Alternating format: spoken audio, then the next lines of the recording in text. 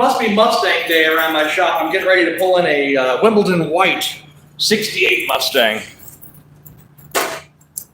So check out this V8 convertible Mustang coming in. We're doing a carburetor swap. Getting rid of the Edelbrock and putting on a Holley.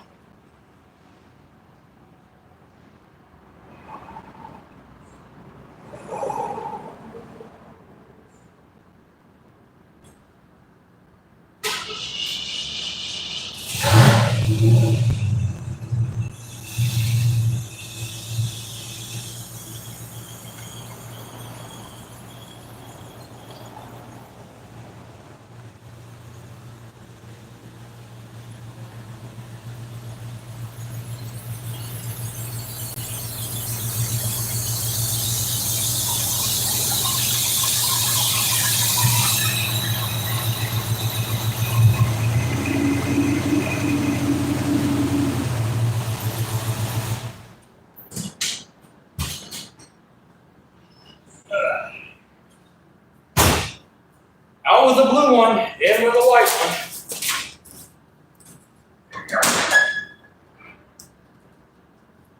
Let's see how it looks on camera here. All right.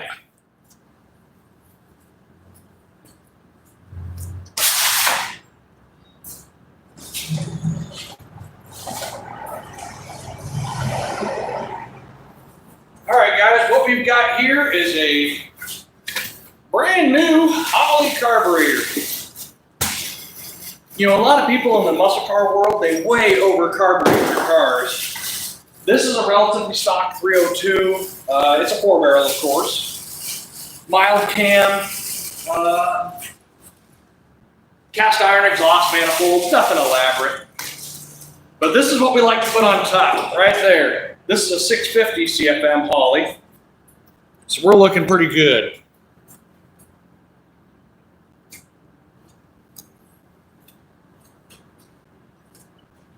Now the first problem I'm seeing that the car didn't come with is there's a little fuel rail that attaches to both sides and then goes forward. I got to measure this distance and call and order one real quick.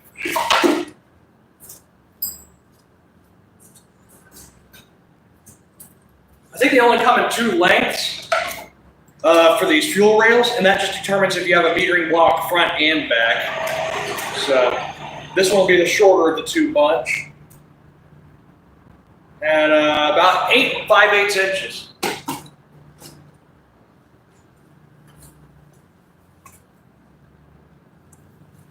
All right, we got 32 of you watching. That's my race number. So that's kind of cool. Sorry, I won't be able to talk to the chats too much. This is just my day-to-day. All I do is I work on the good old shit. Like, here, check this out.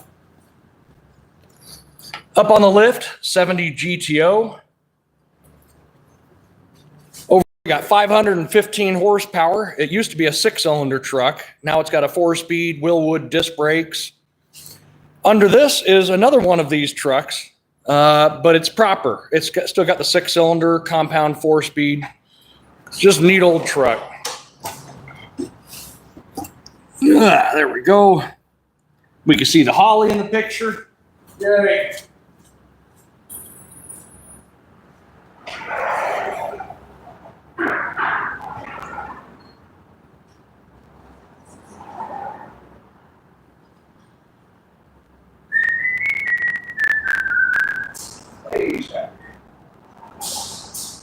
Hey, I got a Holley carburetor here, and it's got the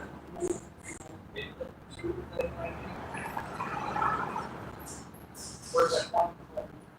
Fuel that systems to go where the car goes to the back of the car. I think what this one here is 8 5/8 inches from port to port.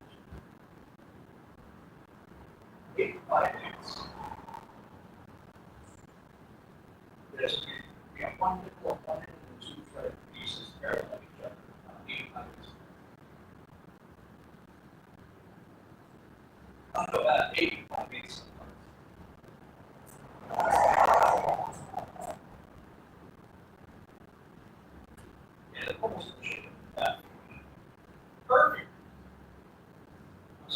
good shape of the back. Right. Yeah. Okay, perfect.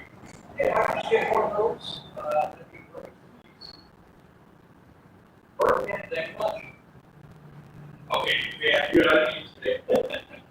All right, man, thank you. All right, I gotta find a towel to put across this guy's beautiful fender here.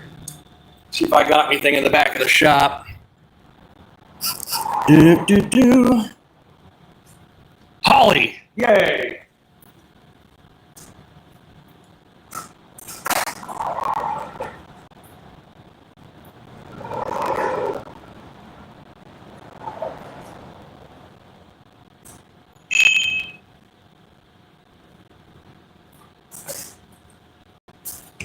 So usually I have a whole bunch of towels laying around, but I guess they're all taken up.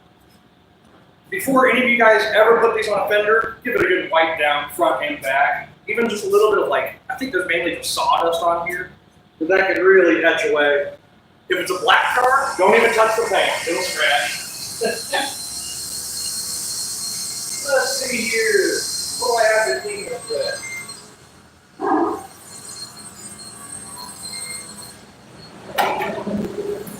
We'll use a little rag with some cloth.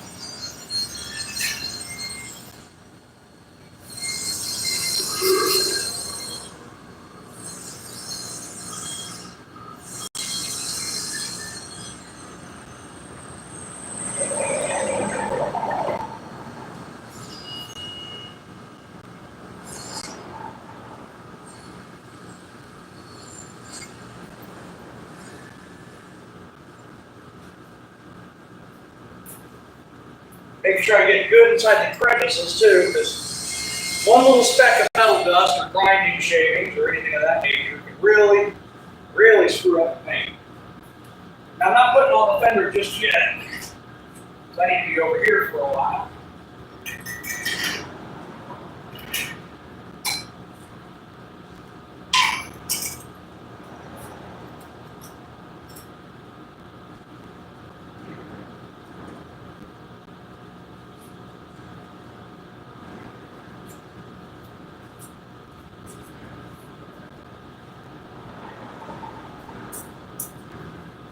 What I'm looking at right now is just the transmission kickdown cable stuff.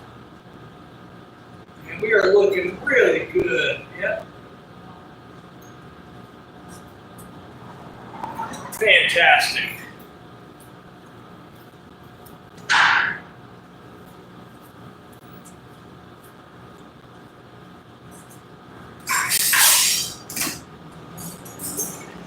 .7/16, half an inch. And I think we're gonna grab flat blade for the fuel line.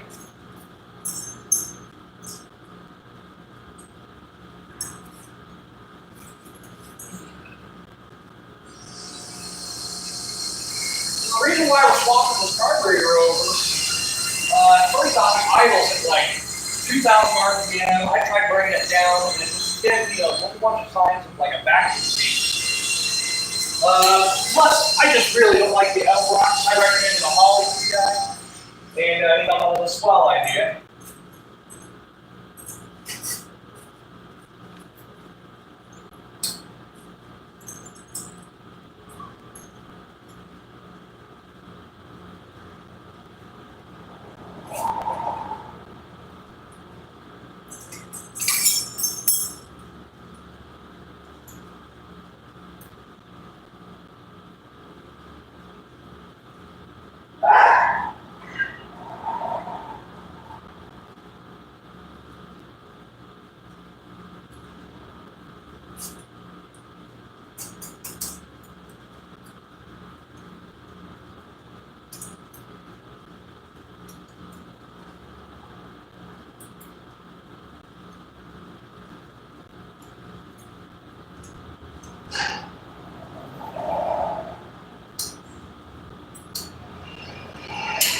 One thing you guys want to do too when you're doing a carburetor swap, every little piece you want to account for.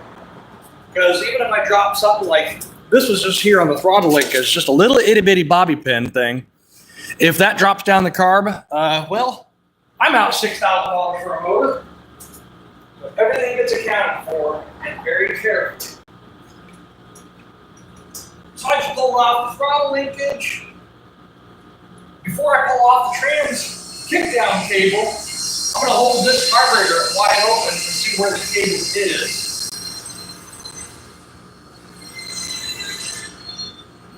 Which it looks like it's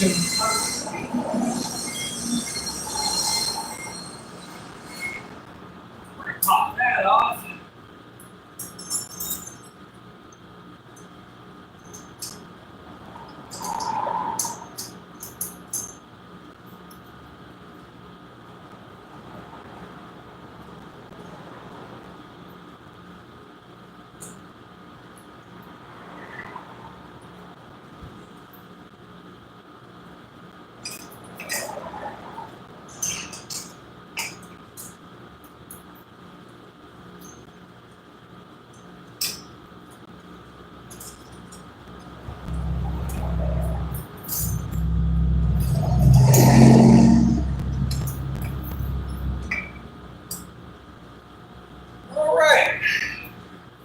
All the transmission kickdown stuff is off, the throttle linkage is off.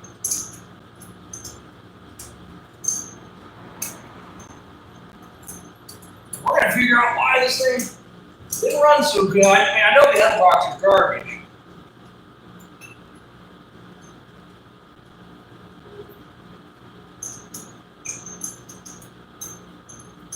Well, let's see what we got here. We're pulling off more of the stud bolts. Studs and bolts.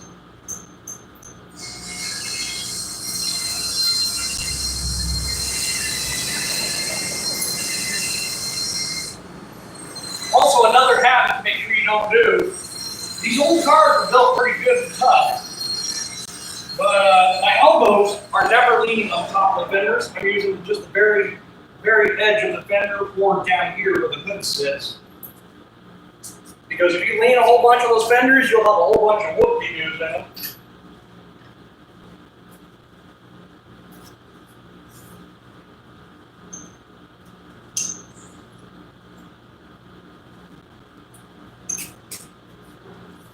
All right. Carburetor is loose. Last thing we have is the fuel line. I'm going to grab this rag. There's probably going to be fuel pressure in that line. I don't want it to spill all over his intake. Really nicely painted.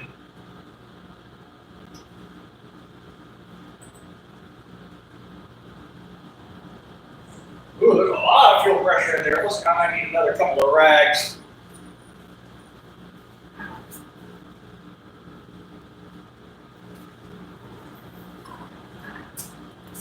Oh, Lowry!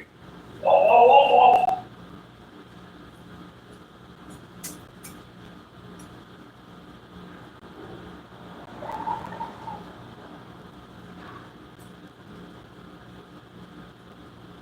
Yeah, that wasn't so bad.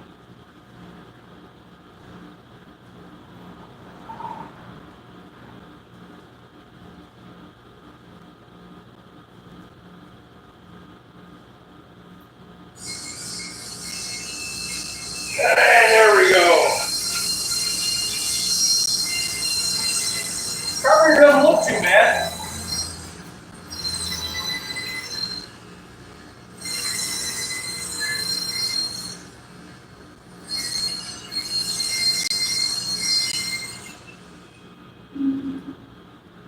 Carburetor base gasket looks all right. It's a weird material though. Like it's like rubber. I'm not a fan of that.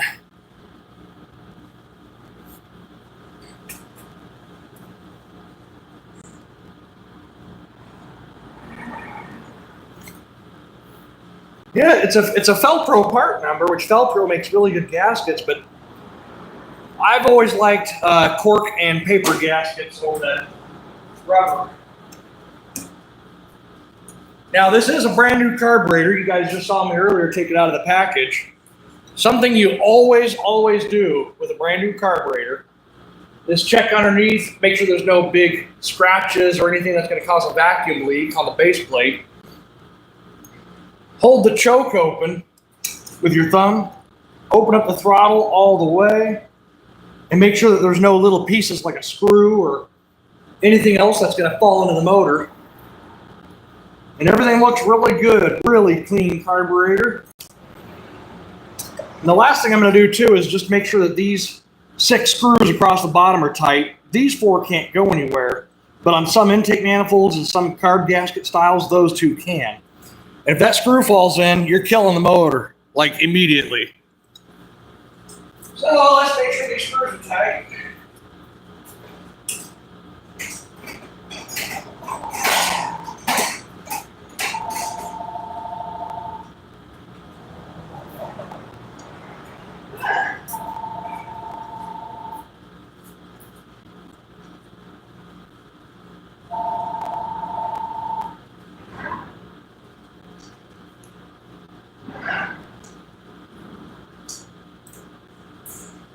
And these screws did wind up taking just a little bit.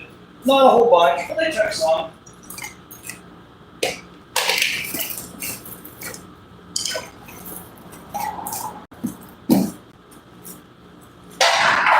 Let's see what we got here.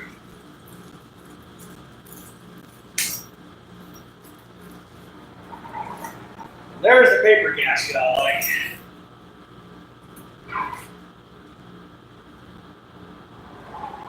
There are, for the most part, 2 different types of main carburetor mounting bolt patterns.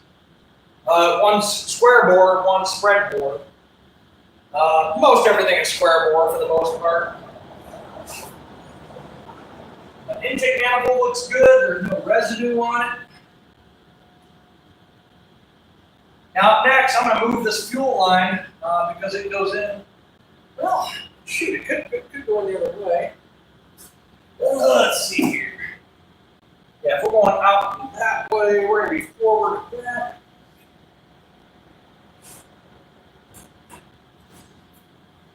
Whoever made the fuel line did a really good job. I just have to move it, unfortunately.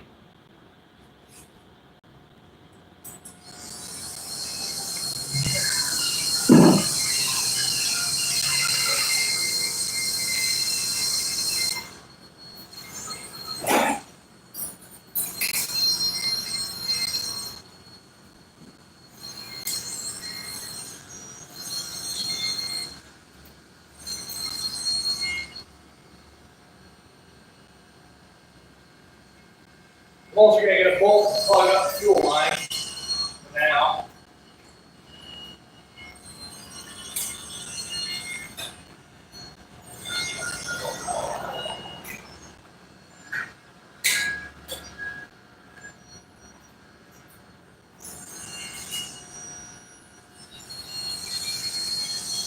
Like finally, you can shut down the hole. That'll work.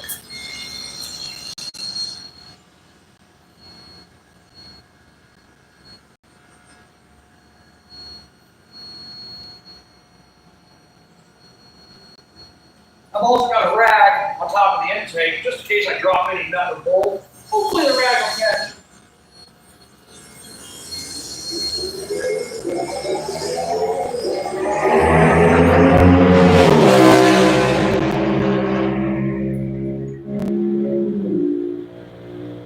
As you guys just heard, that's Speedy Gonzalez on my road here. He goes by on a motorcycle at about 75, 80.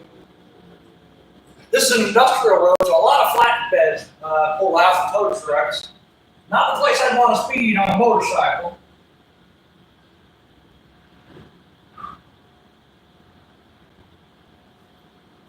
I'm going to go ahead and loosen the fuel line here at the bottom.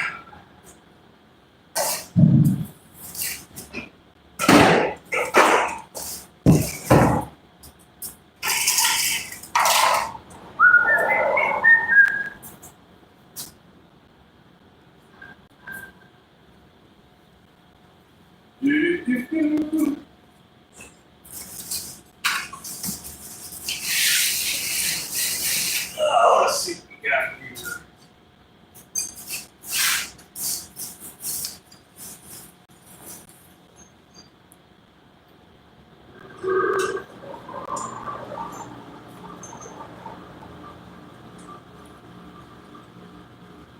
Wow, someone actually did not over tighten the fuel line. Like there's a flare on it that's supposed to, do something. Cool.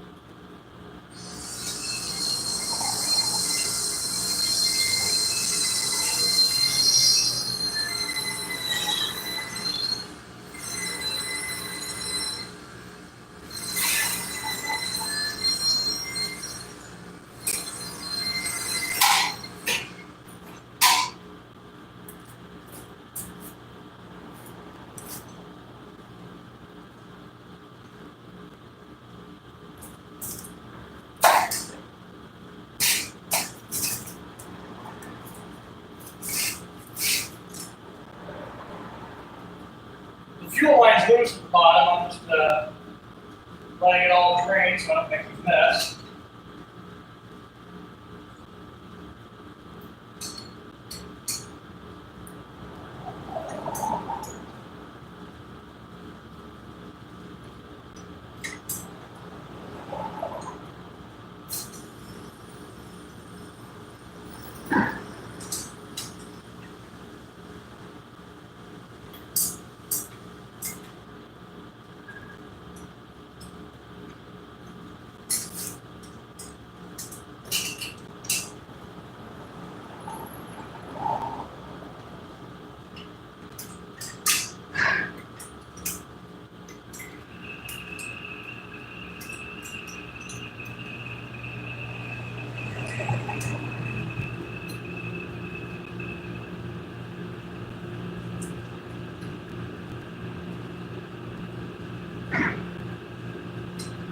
What I'm doing right now is I'm going to move the distributor cap so I can fuel line kind of through it.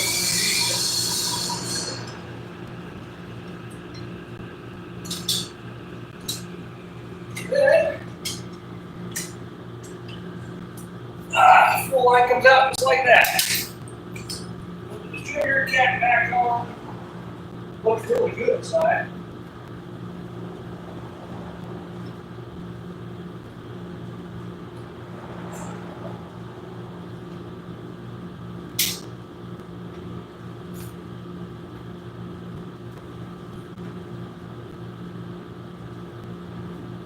All right, guys, and with that, we're ready to put the carburetor on, I think.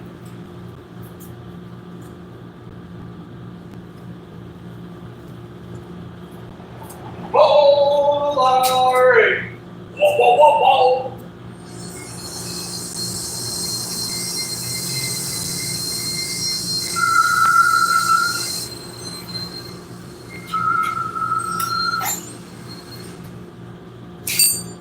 Making sure nothing's down the throat here. Looking very nice, very nice.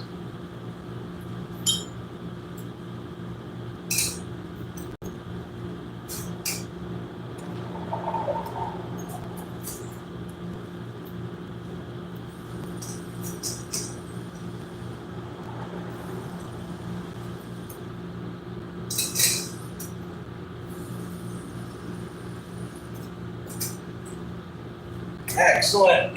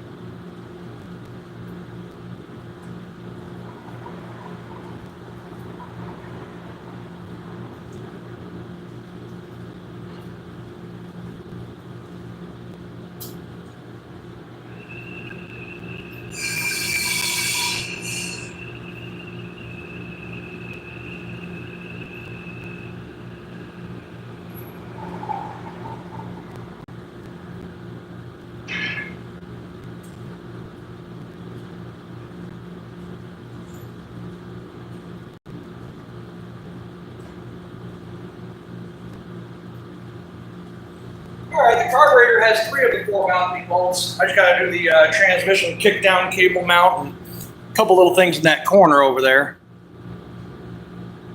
And Captain Cat, what's going on, dude? And Catherine Bryan Pizza Andrew Slay. I like that name. Now that's a catchy one. It's quite the mouthful, but I can dig it.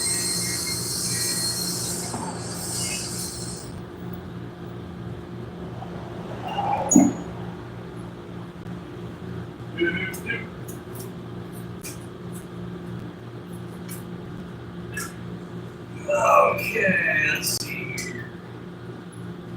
Throttle linkage. Let's just get that out of the way.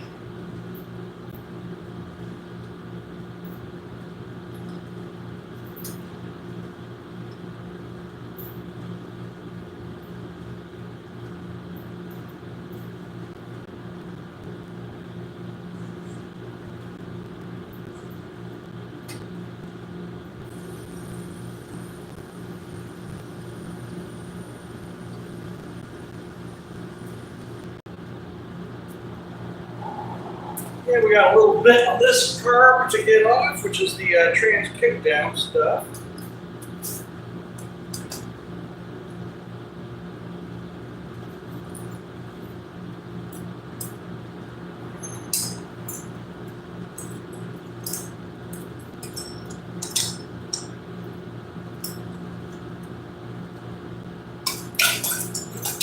Spilling gas everywhere.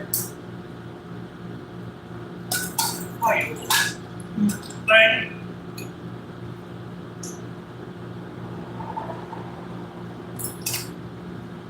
All right, we got our little spring mount and our cable mount.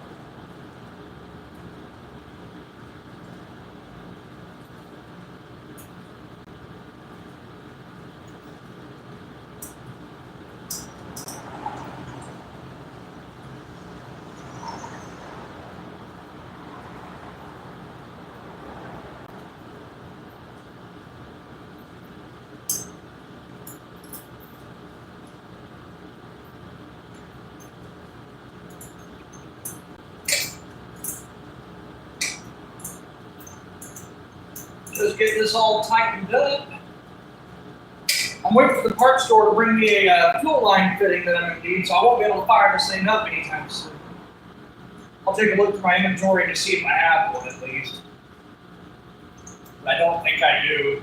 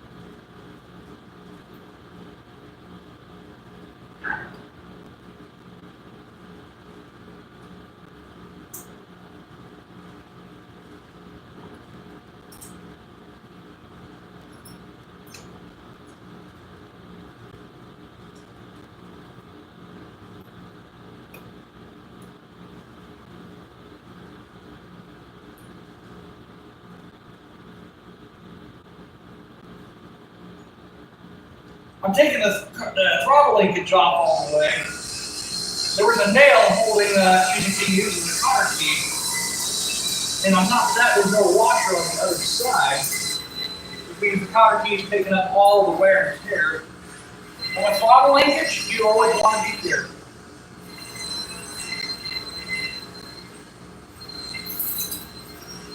All right, there we have it. Gotta find a couple of washers for that, a couple of small washers.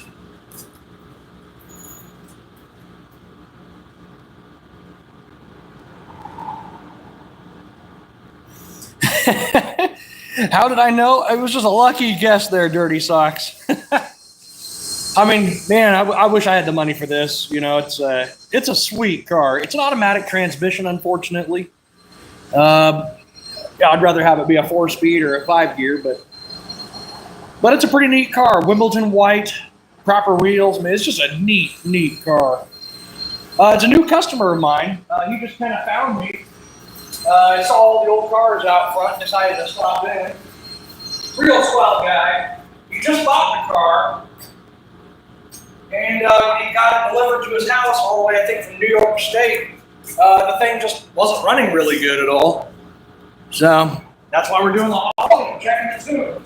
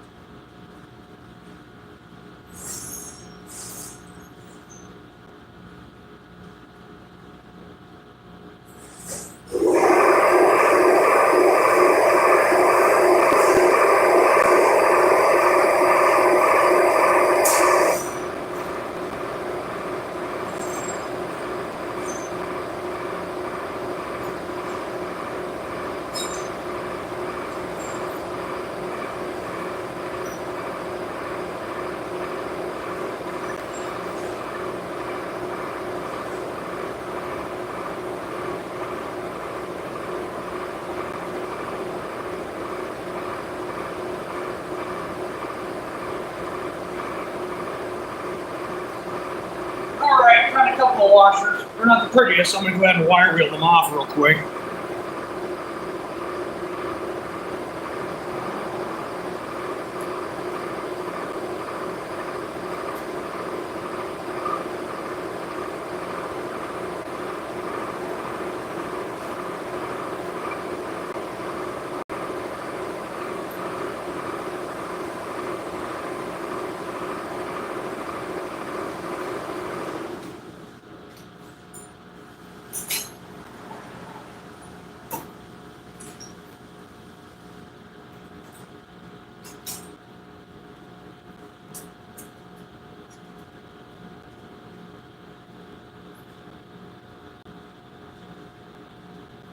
Putting a new cotter pin back in it. I never reuse the old ones.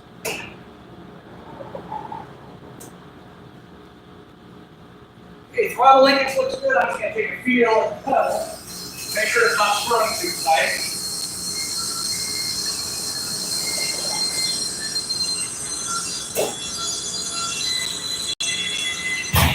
We're going to raise the pedal a little bit too. Looks like you can go another 1/4 of an inch or so. So I'm shortening the throttle linkage. If that's not enough, I'll bring the throttle linkage closer to the tipping point. See what throttle we got now. Okay, it looks like we've got full throttle. And the pedal feels really nice too. I'm going to go ahead and get a new cotter pin for the other side of the linkage.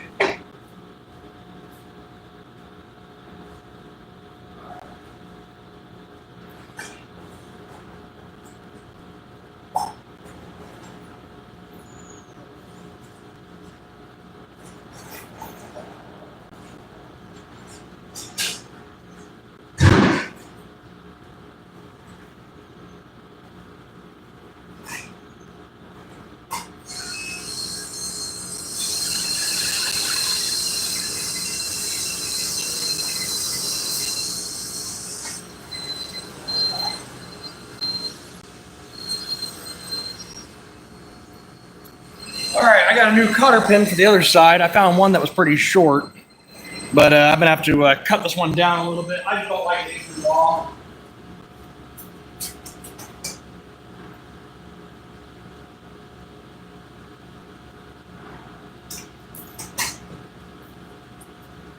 Just like that.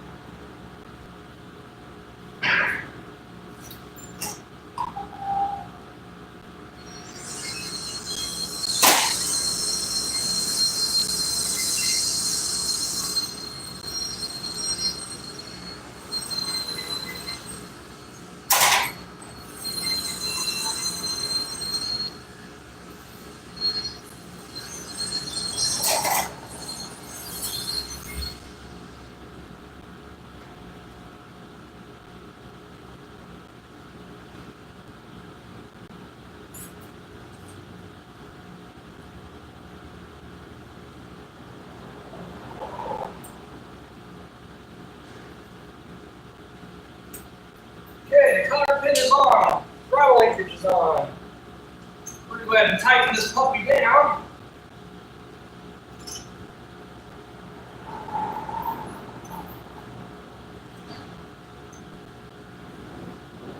Looks like I'm going to have to get a socket for one of the corners. With the carburetors, you always want to kind of tighten them down slowly and kind of go around from corner to corner.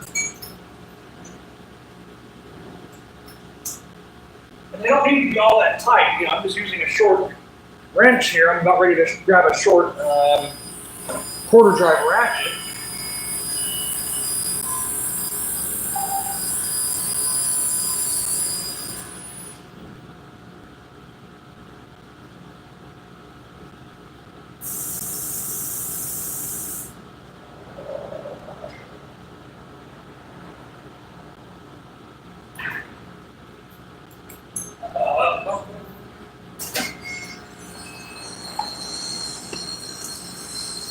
All right, we got our short little ratchet set up.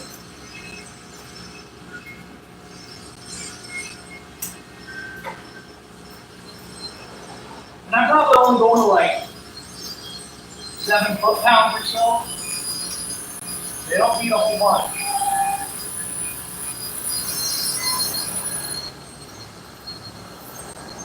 So now that that's all done, we got our vacuum lines to do, which is only 2 of them on this car. Here, I'm going to move you guys closer. Sorry if the camera's going to be all jittery here for a second.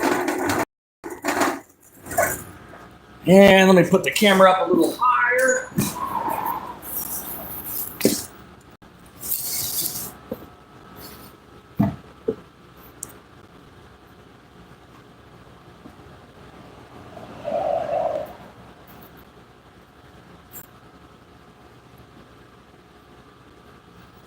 There we go. That's a little better.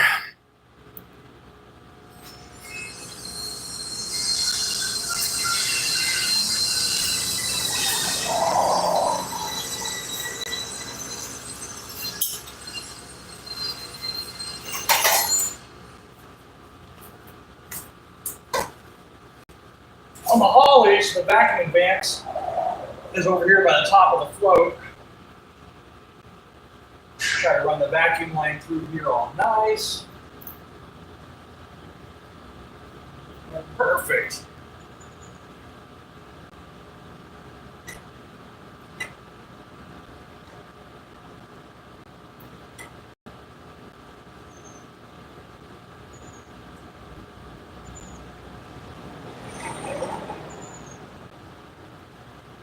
And then we had a PCV valve, which is positive crankcase ventilation.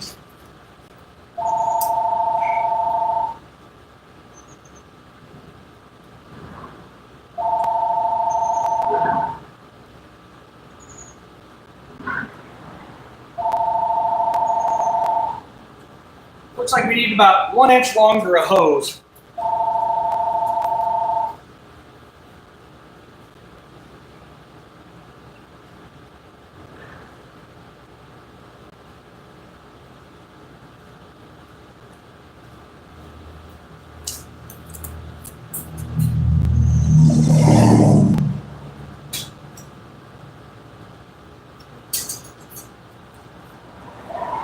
would have fit, but I just don't like it when things are being pulled on like vacuum hoses and whatnot. So it's well worth the extra $1.50 to add a foot of new line if it means that it's about an inch longer.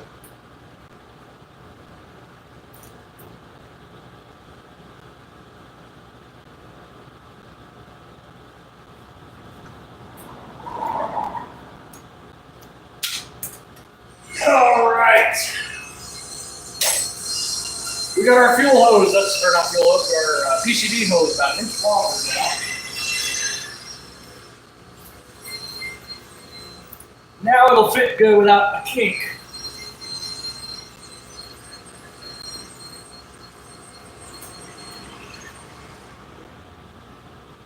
Just like that.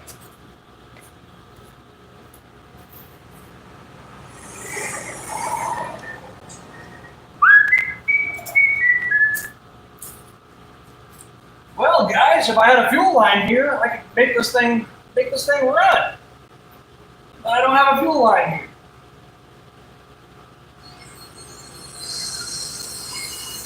See, we got the electric choke all set up.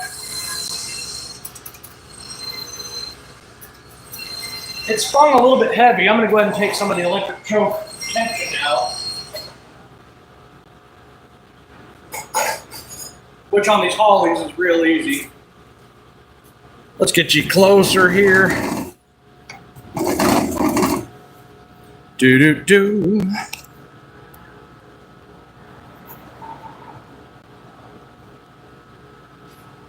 There we go.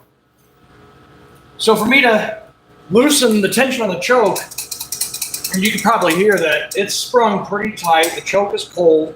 The battery is shut off, so there's no power running through it. But all we gotta do is loosen 3 little screws. And during the summer like this, I set up the chokes loose enough that they're almost not all the way shut when they're cold. I just hold the throttle open just a little bit, and rotate it.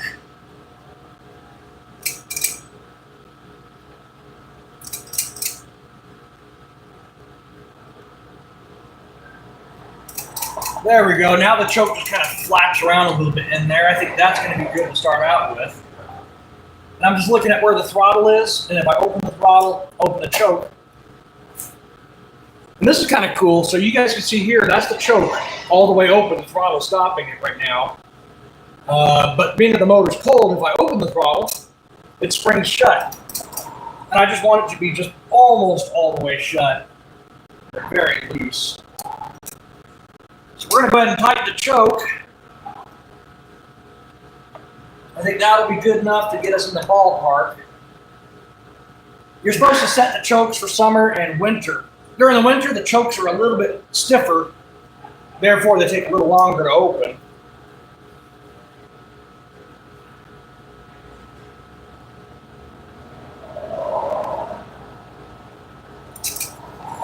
All right, now I'm just waiting for O'Reilly's to bring me a fuel line.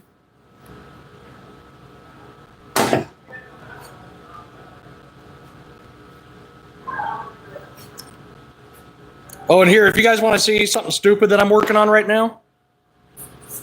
So this is a Toyota Tercel. It was in a really bad T-bone. I bought the car for $200. So what I started doing to it is I'm trying to make like a retro 90s vaporwave type car. That's just a test of the paint. It still has to be polished. But like, look at how stupid the back looks, man. I'm adding like fins and louvers and shit everywhere. That's the trunk of the car, but look how much shorter the car is. I mean, look at that. It will still have a back seat. Seat belts will still be on that roll bar here. It will have no roof. I did the body work to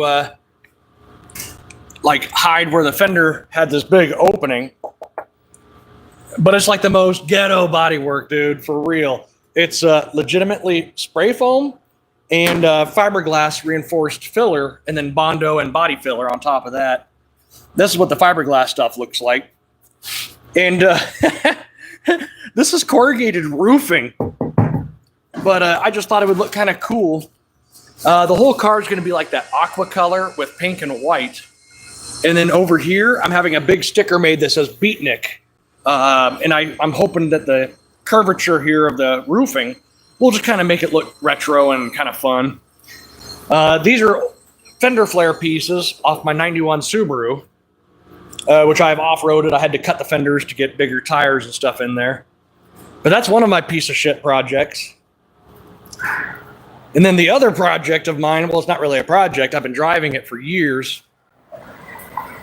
Oh, yeah. Oh, yeah. It's a little dirty. It's my daily driver all summer, every summer. And it is stupid, stupid fast. Got hella metallic in the paint. I mean, it's all really dirty right now, but someone also hit it in a parking lot. So that's fun. Yeah, look at that. This grill used to be so nice, but the guy didn't see my car in front of his truck. And my car was parked in the proper spot. But this car is just brutal fast. It's a Nissan KA24 with a Toyota Previa supercharger on top. I'm running 12 pounds of boost. It's got a 4-speed manual, of course. And here's the neatest shit. You ready for this? Okay, so that's the exhaust. It's straight piped. It is true dual exhaust on a 4-cylinder. But then check this out. That's my brakes, my man. Look at that. Brakes out there. I just ran out of room down there for pedals. And you can see that's where my exhaust is. It gets very hot inside the car. The whole back of the car, this whole area, that's all a trailer fender. The taillights are, I believe, 67 Camaro front park lights with a red LED inside them. 4-gallon fuel tank. Enough to get me about 120, 130 miles. But I built that car like 5 years ago. It gets 35 miles to the gallon or so. It hauls ass. I mean, it's just fun as shit.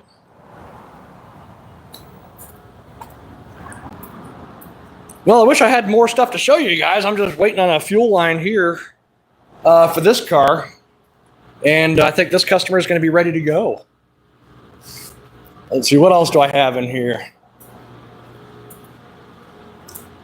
Pardon the shop is a huge mess. It's I've been here for 23 years, 22 years. And just, you know, shit adds up. So this right here, 440, 4-speed, 68 Roadrunner. It's painted B5 blue. Just a really neat car. I'm not much of a Mopar fan. But the motor for it, I just got to finish building. It's right over here. So it shouldn't be open to the world like that, but I got to pull it all apart and ring it, hone it, all the usual. This is just a Fiat Jolly I'm working on. This is a car from Fantasy Island, an old TV show that everyone's probably too young to remember. It was even out before my time, and I'm 34. So this thing here, this truck came in with a 6-cylinder, manual brakes, manual steering, and the guy really wanted it to be kind of a hot rod. So we lowered it with a drop axle in the front, drop leaf springs in the back, Willwood disc brakes, all 4 corners. And pardon the dual air filter, I just have this one just sitting here. But that's 530 horsepower of small block Chevrolet from Blueprint Engines. We added air conditioning, added power steering, added power brakes. The upholstery, all leather. And hell yeah, it's got a 4-speed. So we got all sorts of goodies.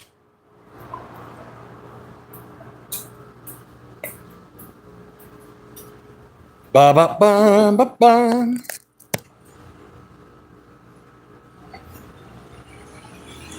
Why is my screen saying orientation is locked, rotate device back? But this is the way it's been the whole time. Huh. Okay, well. Okay, that's not the right button.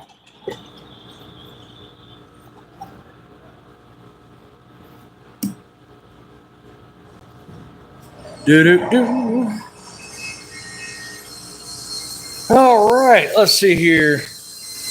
Yeah, I wish I had more stuff to show you guys, but we can at least take a look at take a look under the hood. So this is a 302 full roller. The guy recently bought it, and like I was saying earlier, it had some runnability issues. So to cure that, we're getting rid of this piece of crap Edelbrock. Hate those carburetors so much.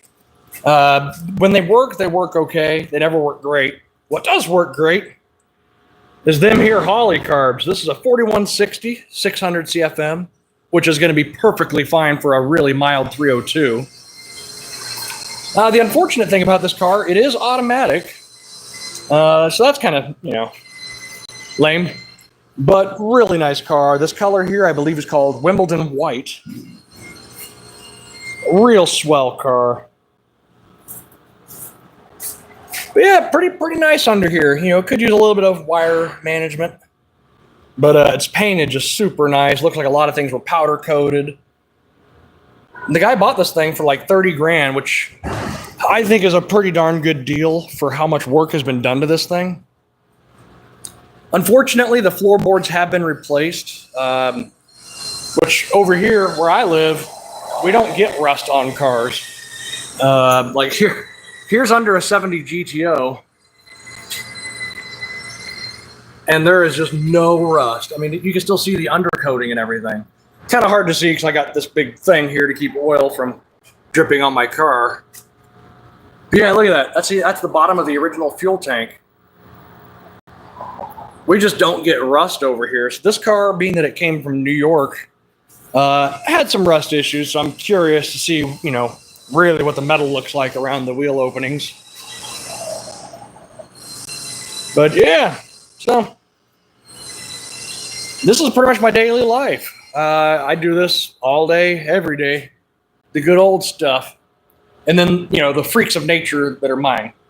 So, yeah. But it's pretty fun. The old cars are great. Really fun to work on.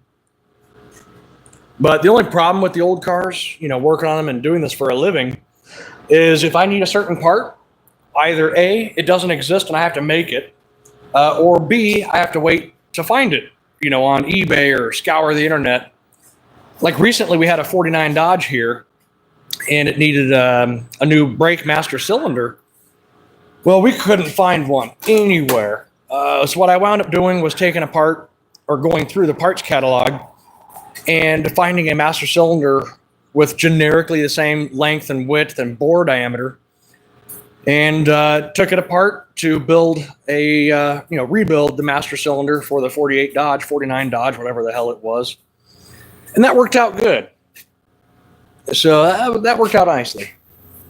And this Mustang over here, another customer car. My Mustang at home, it's a 98. It's blue. But this one here needed a new window regulator. I got some parts on the back that it needs. Speedometer cable, wiper arms. I don't even know what's inside this box. Okay, good. That's right. Yeah. We're doing an oil pressure gauge and a turn signal switch.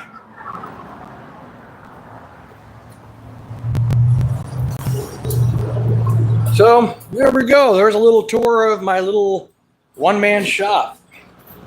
Pretty soon, hopefully, I'll have the fuel line needed for this car.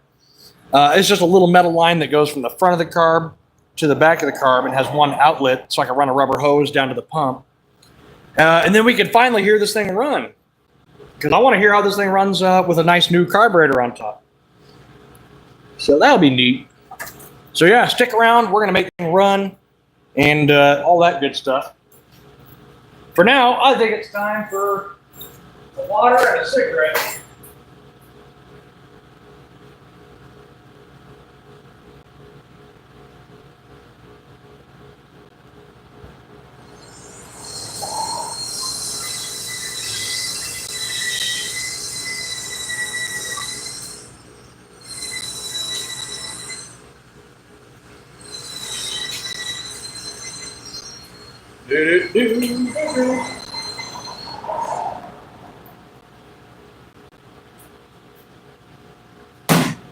Bum, bum, bum, bum.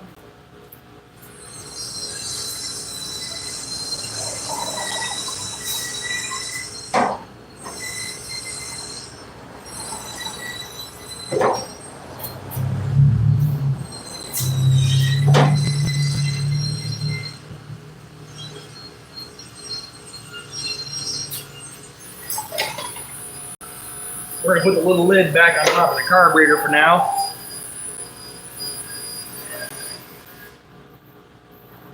The chat's kind of dead, or is my phone just not loading? I am super not tech savvy. As you can tell, this is what I work on. My other daily driver is a 60 Mercury. So yeah, I don't know. Does it help if I turn the camera around? I don't know if I'm even allowed to smoke a cigarette on live.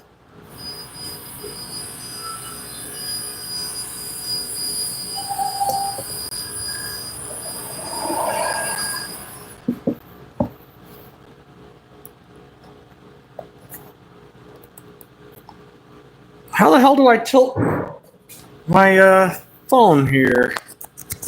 The tripod I'm using is a strange one. Oh, okay. I guess I just do. Okay, now my phone's happy at me.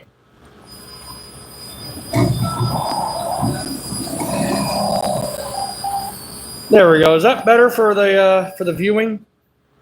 I didn't think about that, because everyone's looking at their phone, of course, with their phone vertical. So maybe that's better. But if I get you a little bit further away, we can see more of the car.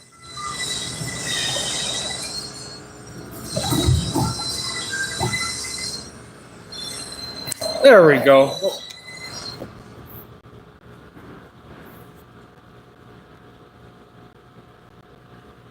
Am I able to type on the chat thing? I don't know how any of that works. What does this button do?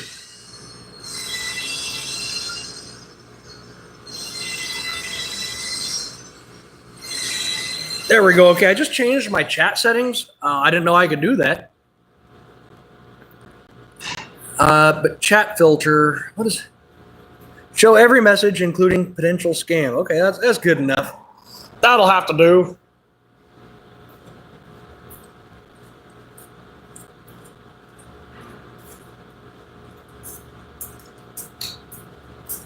Don't smoke, kids.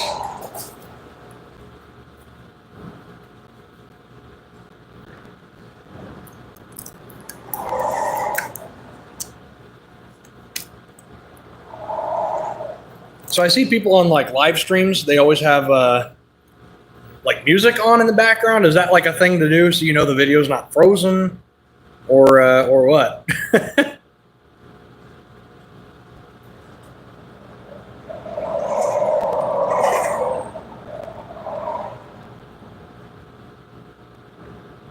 Do.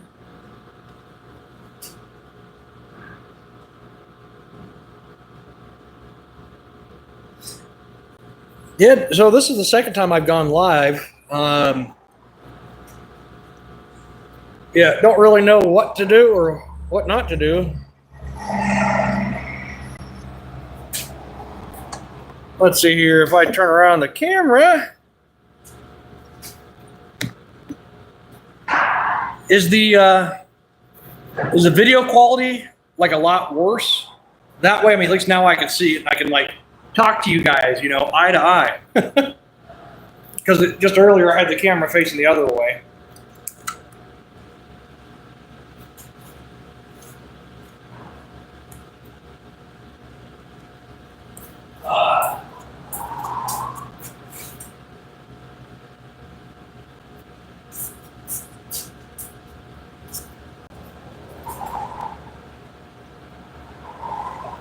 Let's try to straighten this up again. There we go. There we go. Does that look even? There. Looks professional. I am much professional. Yeah. Yeah, sorry, this is kind of the boring part. I'm just waiting on parts for this thing. I try to always stay on one job. If it's going to be hours, then yeah, I'll switch to another job. But this is all I had coming into my shop today.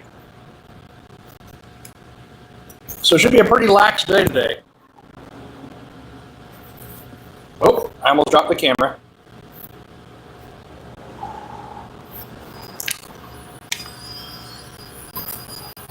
There. I'm trying to get it so I can see, likes and viewers, but if I go that way, my bay door kind of washes everything out. If I go that way, you can't see much of the Mustang. But I think I gotta make it all better. Although the Mustang doesn't run right now, I can still push it.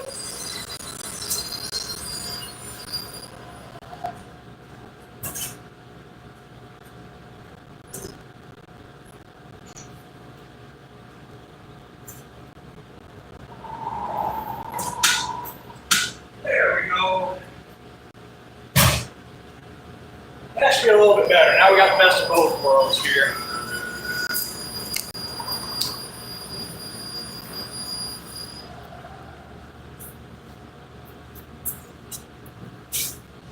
Oh, another big lesson, by the way, as a mechanic, something to never do. I wear no belt.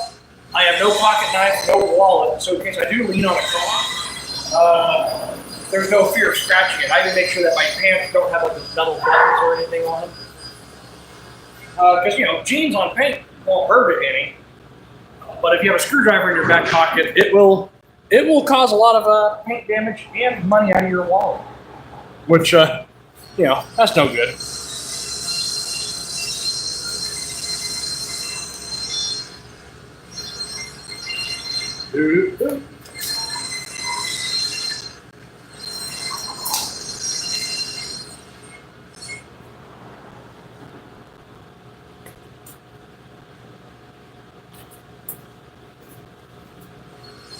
So I think next I'm going to go ahead and try to preemptively, I don't have the fuel line that goes to the carburetor here yet, but I'm going to take an old fuel line, which whoever built it did a really nice job. You know, it's got the double flare, all that good jazz. Well, it used to sit like this inside the car. The carburetor is right about here. That went and fed the back of the car, but we have to feed the front. So I'm going to try to figure out something to add a whoop-de-doo. With these Fords, see that little spring ring right there? I never, ever, ever use these on these Fords. The distributor's up front, right where the fuel likes to be. And if that spring ring goes, or that plastic fuel filter goes, well, now you have fuel pouring out everywhere, right next to a distributor that's spitting out sparks like crazy on the inside. So the other thing we're going to do, this is a 5/16 fuel line.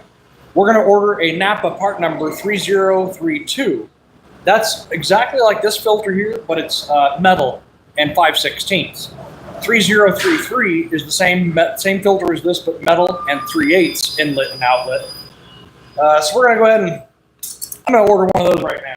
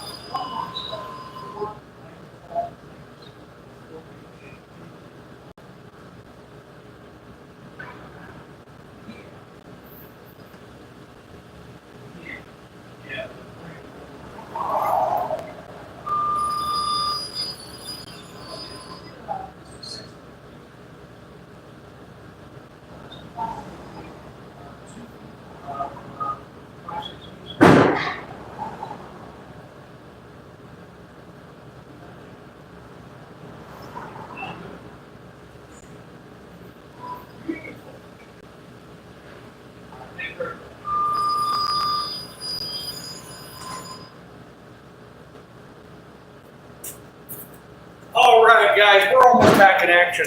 I just talked to the parts store, and looks like they're going to be sending me the fuel line here, so I should be seeing it in like 20 minutes. I've also got a fuel filter coming, new clamps. Always use new hose clamps. Anytime you're working with fuel on these old cars, and the new cars really too, you should always replace the fuel hose clamps. You know, the new cars have like this like stainless steel type clamp, and they have a nut and a bolt. They seem to be pretty good to reuse, but for 30 cents each, just replace them. It's an extra ounce of safety. Like that old saying goes, an ounce of prevention is a pound of cure. And with a car like this, gotta be safe. So I'm gonna take off all this goodie here and see if I can even reuse some of this fuel line.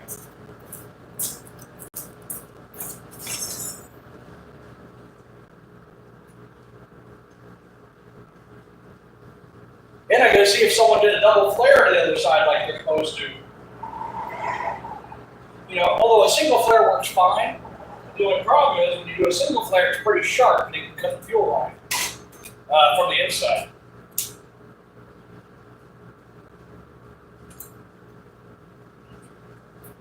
And it looks like they did do a double flare on both ends, so how about that?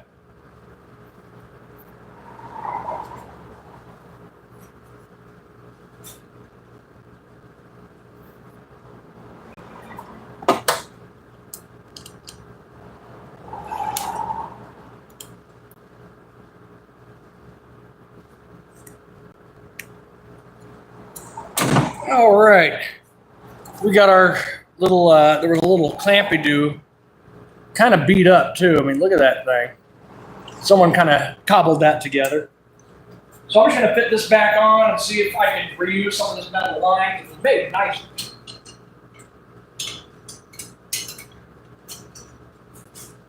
See if I can just add a couple of bends or whatnot to it.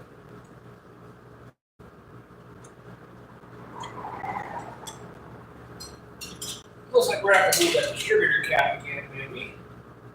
Put a standard coil wire, see if I can just feed it through.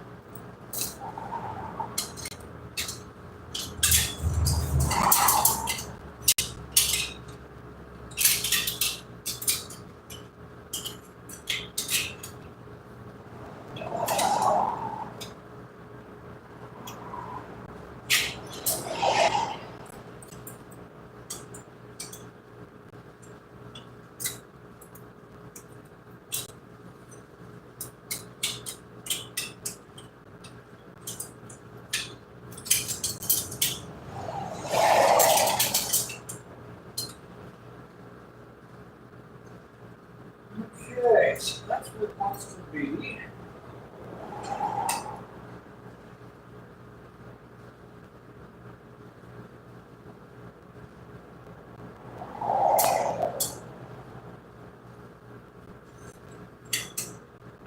Yeah, I think we're going to take this fuel line and just twist a 90-degree into it, cut it, make it a little bit shorter. We should have room for the filter to go in.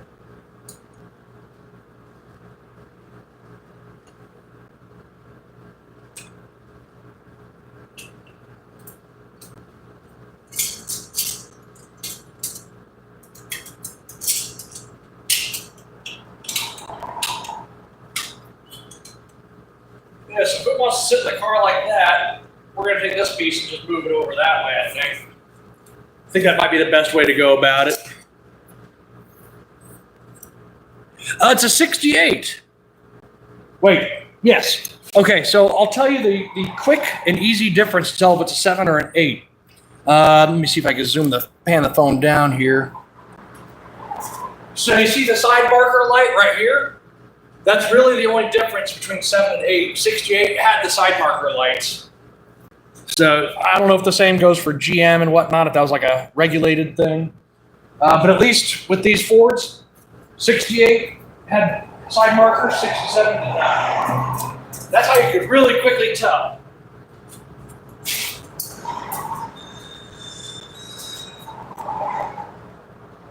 Do-do-do.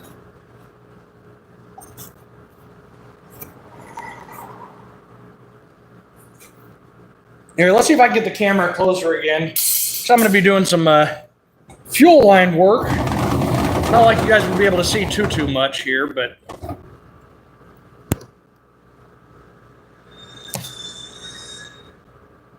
there we go. Now you can see my fat head in the. Let's see if I'm right here.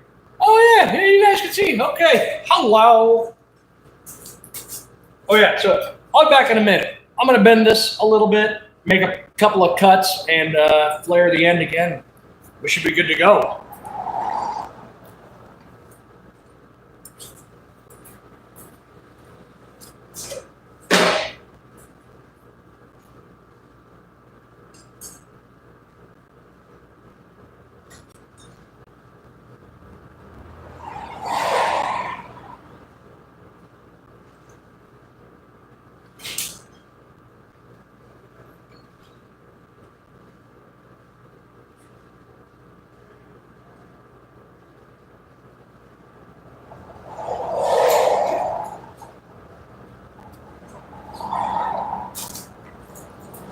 Fuel line, it's going to look a little ugly until I get it. I don't want to bend it too much, but you can put a couple little bends in it to be just fine.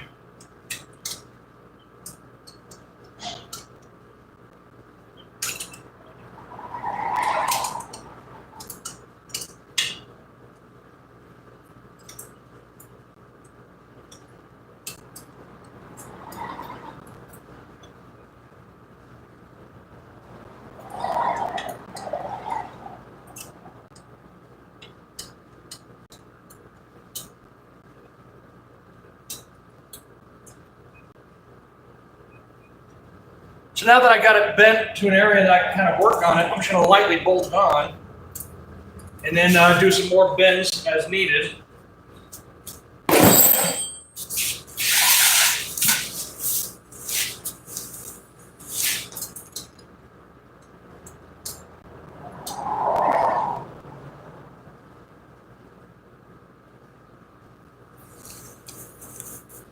All right, it is in place.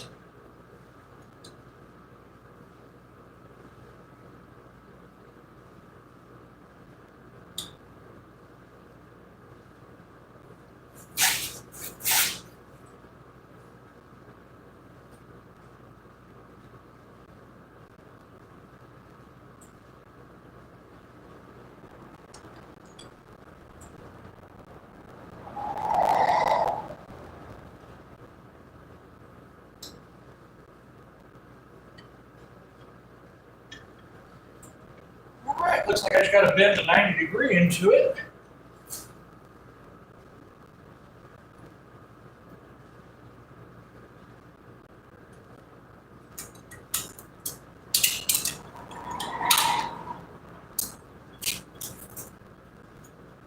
Do.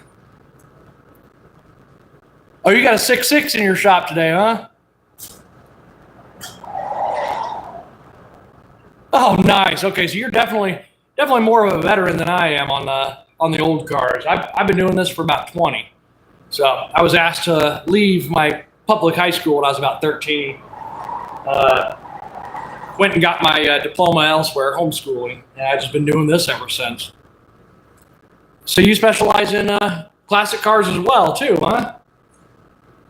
So you know the goods and the bads and the fun and the not so funs.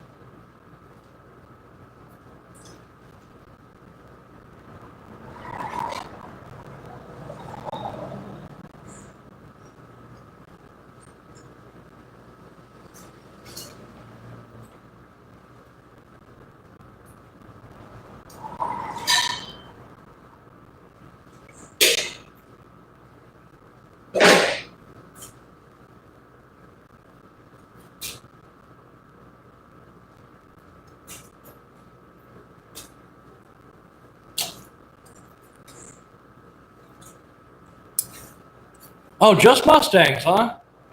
Oh, so that's cool. That means you know it like the back of your hand, I'm sure, right? I do a little bit of everything here. This is a little bit newer than I usually go. Like 75 is my cutoff for the most part. But the fun ones are like the Model A's, Model T's, Franklin, Stutz, Graham, Ford, Nash. Those are always the really cool ones. I mean, not that this Mustang isn't cool or anything, but. All right, looks like he's got to cut this fuel line down.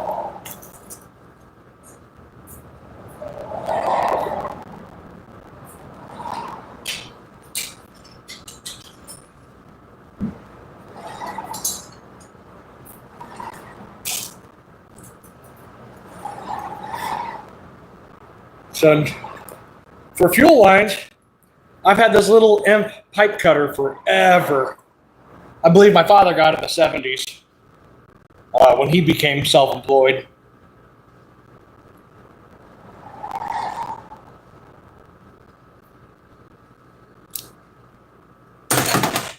All right, got a nice little cut. I'm just going to make sure it fits, then we're going to do a double flare on the end.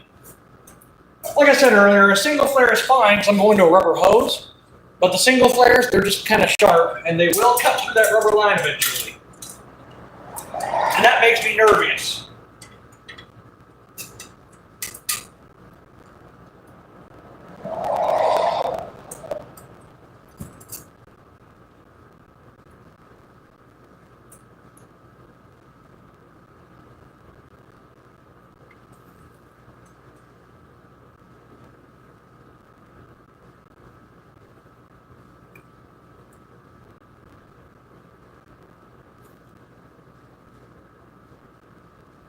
All right.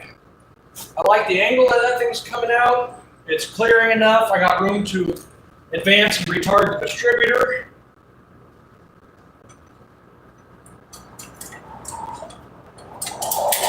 And it comes out without a problem. Plenty of room for a fuel filter. It's all that good stuff.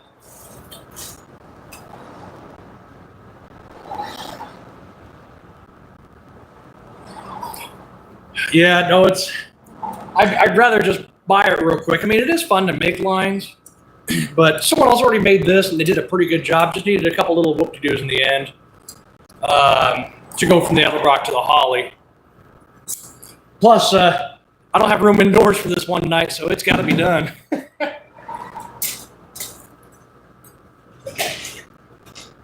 found half of my brake flare tools. I found the other half. Do-do-do.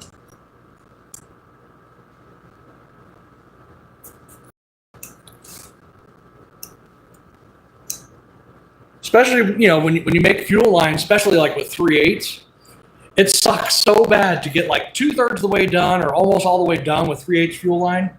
And then, of course, as always, on the last bend, it kinks. You know how it goes.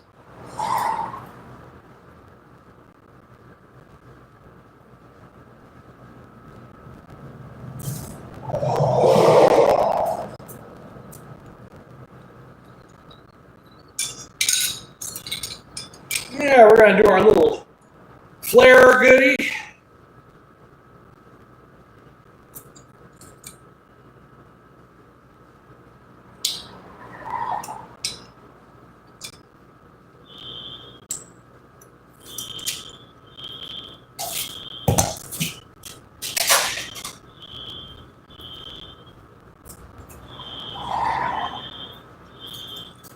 And then something else I like to do on the little flares before the rubber hose goes on, I take some, what grit is this? 100 grit? Yeah, 100 grit.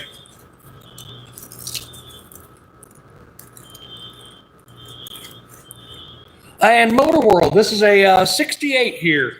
I know it's definitely hard to tell with how close it is. Definitely.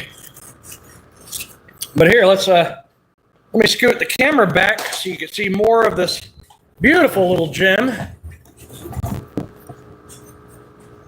Looking pretty good, huh?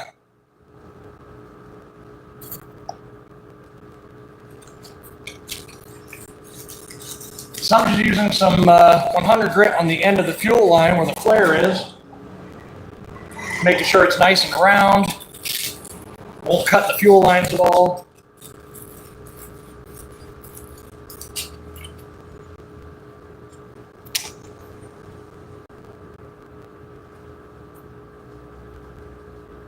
Okay, we're looking good. Can't cut your finger on it, the rubber hose won't cut.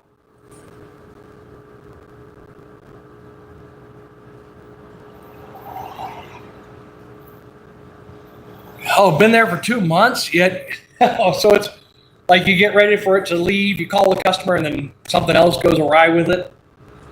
I definitely understand that. But hey, at least suspension's fun. I mean, on these Mustangs, I'm not a huge fan of doing the springs on, the front springs. About 9 months ago, I had my spring compressor inside there, and I'm putting springs on another Mustang. Well, I used a pipe wrench, the handle of a 14-inch pipe wrench inside the spring to spread it so I can get my internal puller out. Well, it fucking let go, pardon my French, and the jaws of the pipe wrench got me like right here, and it just severed this muscle, so I had to go to the ER.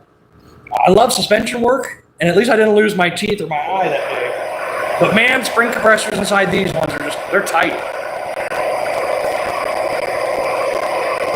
And at least the leaf springs are kind of fun in the back. Kind of fun to do.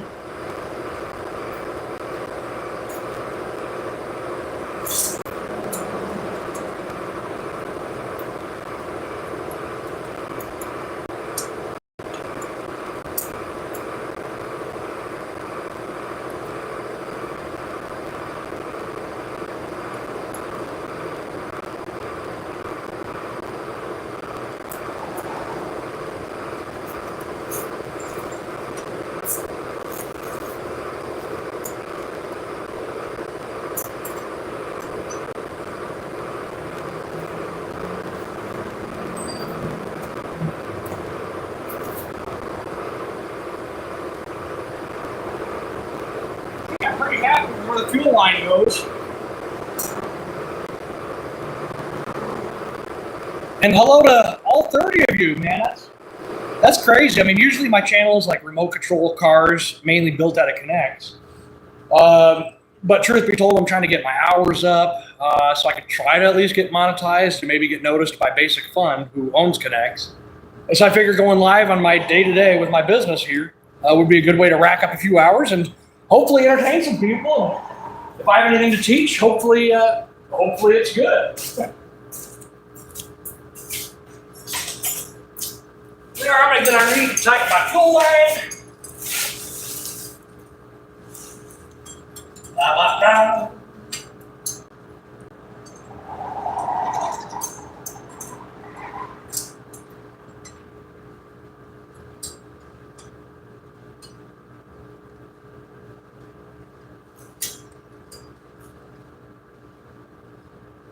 All right. Fuel line is nice and tight. We should have that fuel rail piece here, hopefully in the next few minutes, and we can hear this puppy run.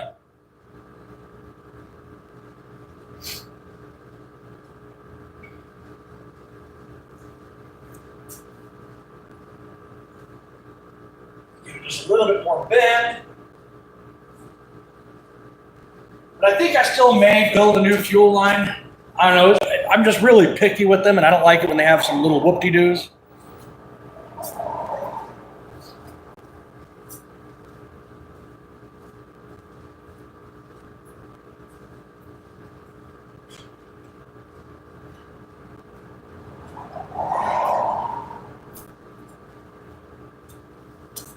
Do-do-do-do.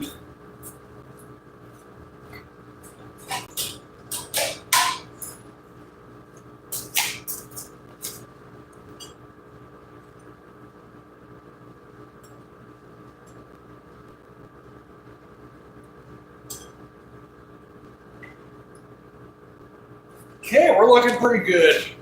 I think that fuel line is going to be just fine.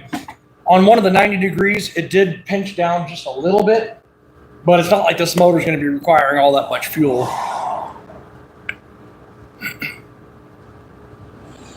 Oh yeah, the upper shackle bushings. Let me take a look at that here on this car. I got to refresh my memory. Oh, yeah. No, those do not look like fun to do. It looks like there's not much room for a puller inside there, for a bushing puller.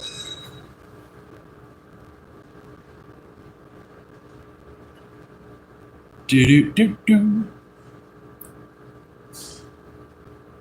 Oh, and front springs on a 66.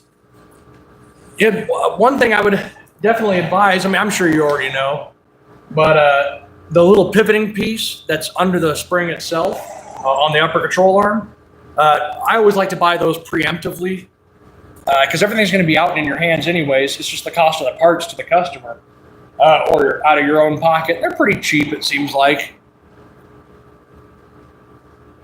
On the fuel filter, let me show you here. Let me disconnect my phone from the charger. So on this Holley carb, I'm getting that fuel rail piece that goes from the rear bowl to the front and comes out. I like to put the filter like right here. I always use a metal filter and new lines just because being that close to the distributor definitely makes me a little bit nervous. I like to put it down low before the pump or down low at the pump. The only problem is this car here has those braided lines in the AN fittings for some reason going from the tank to the fuel pump. So I'm just gonna leave it alone. It had a filter up top, a plastic filter with stupid spring rings. So I think it'll be fine with, new high-end hose and all that good stuff.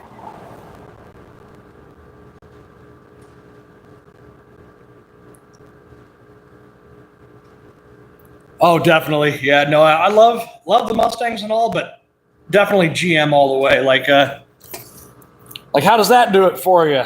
70 GTO. And it's a real 242 VIN number car, so it is a real GTO, not a Le Mans. But, there's nothing wrong with a 2-barrel. I mean, if it were up to me, this Mustang would have a 6-cylinder in it and a 3-speed. I'm a 6-cylinder guy. Never could afford the other two. And those 2-barrels, I think what they have is the Autolite 2100. Super good carburetor. That's what's here. Let me show you. You mentioned 2-barrel, and I got to show you something kind of cool. So those Autolite 2-barrels, they really like superchargers. Yeah, there's mine. That's just an Autolite 2100. I believe it's a 430 CFM on top of a Toyota Previa supercharger. But goddamn, doesn't that thing look good or what? All built out of scraps, and the frame started out as a fence post. It's really dirty right now. I've been daily driving it, and of course, white tuck and roll upholstery, or tuck and roll. It's fake tuck and roll. Doesn't work out good for a mechanic. It just gets greasy, but it's all marine vinyl. The floor is marine ply and painted and sealed a whole bunch.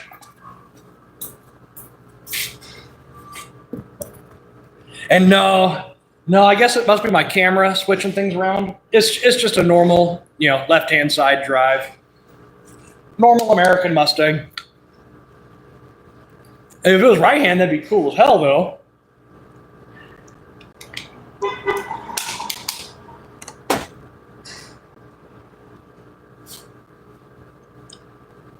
Well, any minute now, I should have a fuel line. And then we could hear this thing. I want to hear this thing run. It's going to run kind of crappy at first till I tune the carb.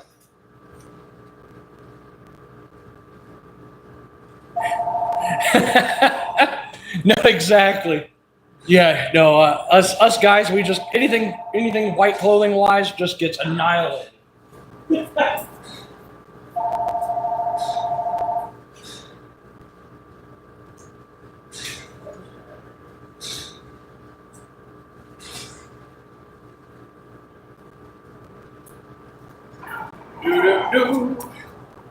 More telemarketers on my shop phone.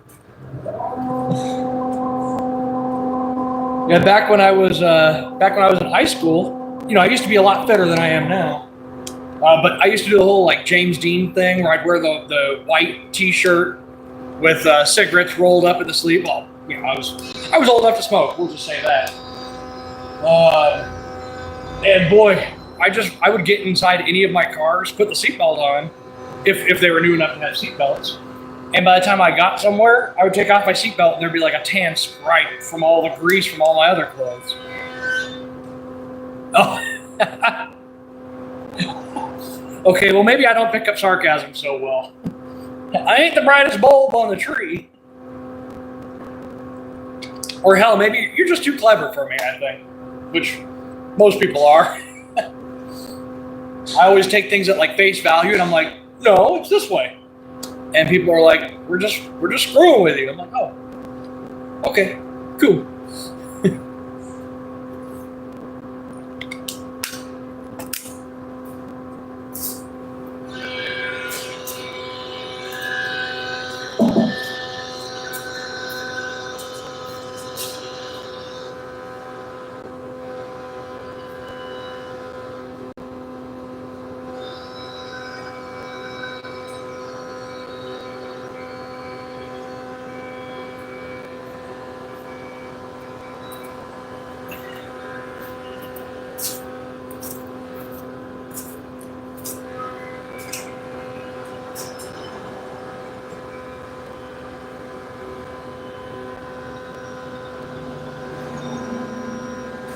Well, I tell you, I'm glad I ordered some rubber fuel line. I thought I had some, but any minute now, O'Reilly should be here, and then we can finally get the last few pieces on this thing and fire it up.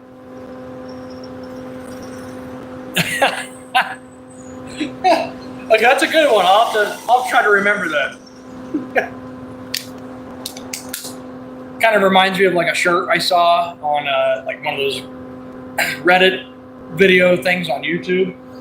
The guy's shirt says, "I believe in you, but I also believe in Bigfoot, so don't expect much."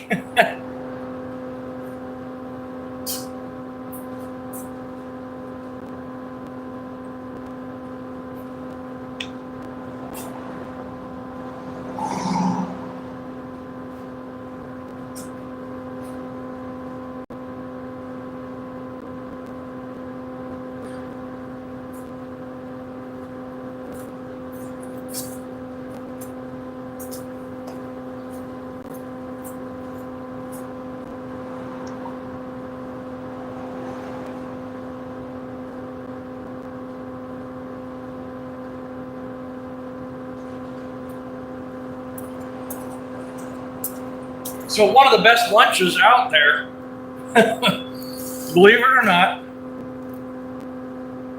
buttermilk. I drank about half of it yesterday. I put a whole bunch of salt and pepper inside it, and buttermilk just makes a great lunch on a warm day.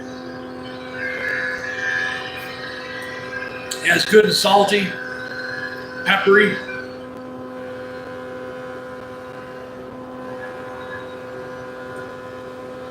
Damn, is that good. I know it'll probably be kind of gross to a lot of people. Down south, apparently it's pretty normal to put cornbread and chopped onion. Now that's a little far for me. I'll just enjoy it without the cornbread and onion.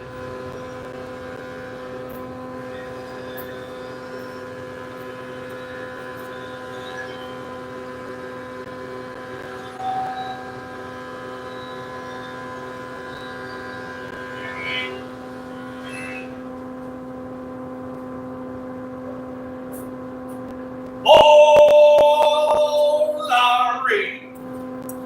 Whoa, whoa, whoa, whoa.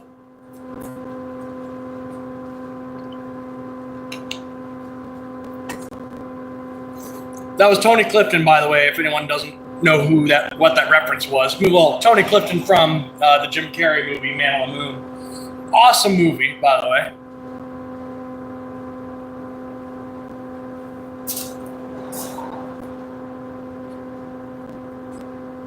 Got our coil wire back on, plug wire back on.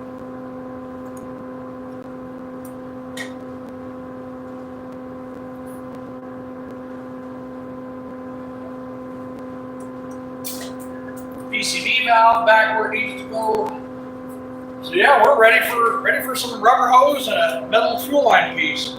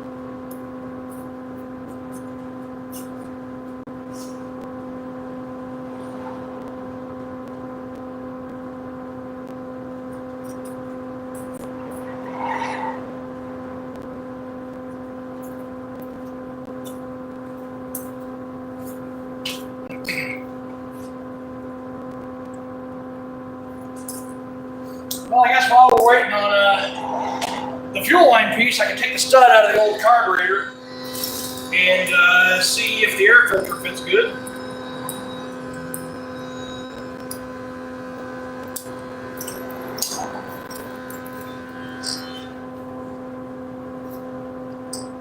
See if we got to cut down the thread any or what have you.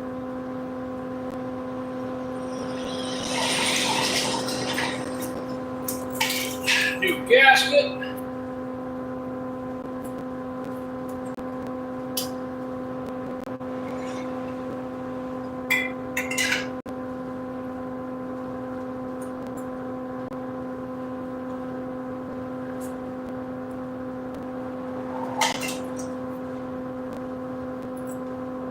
Good. Looks like that all clears. The stud is way too long. The carburetor came with a new stud, so I'm going to see if that fits. Probably going to be too short.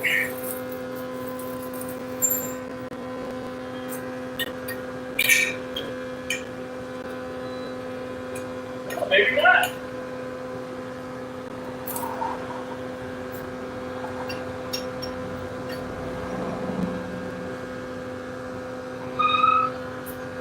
And does it clear the hood?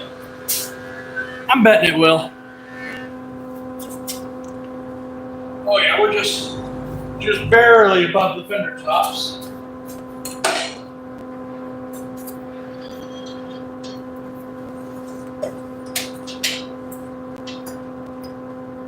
Oh yeah, we got, with the hood almost on its first lash, we had like 2.5, 3 inches maybe.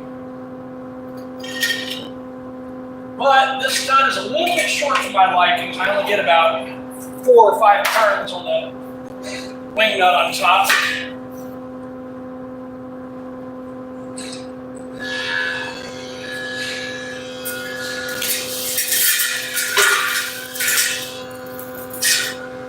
So I think what we're going to do is cut the old stud maybe 1/4 of an inch longer than the new stud that came with.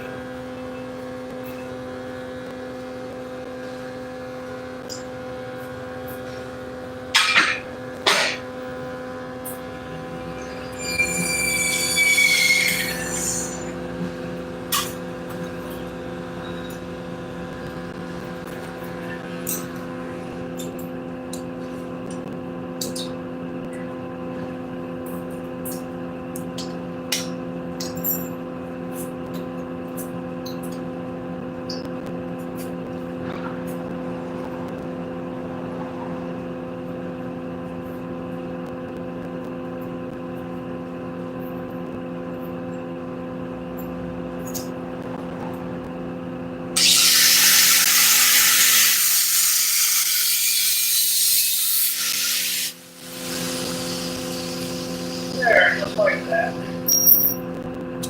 Now we got to stud just a little bit longer. Cut it just a little bit better here.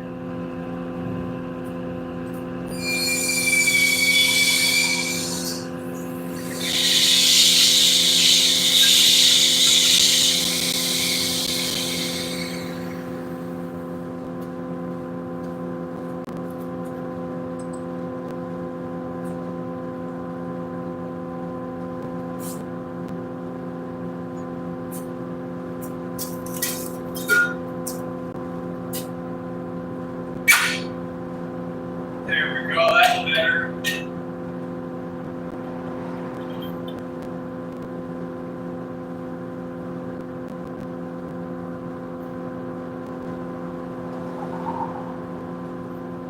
Good, okay, the stud fits nicely.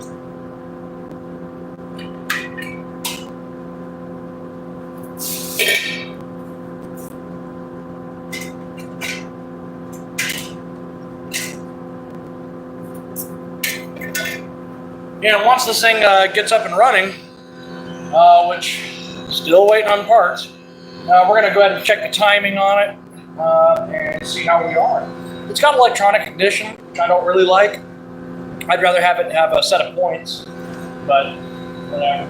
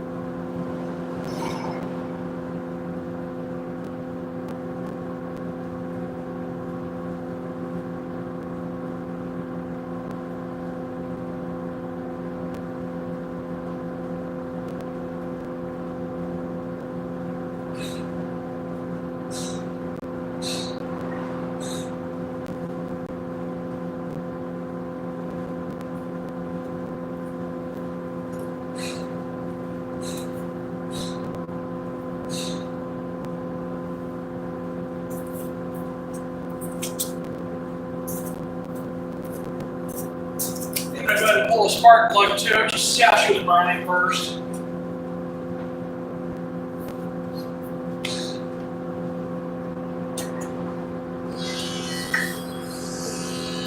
Looks like it's got auto-light plugs. Kind of like it.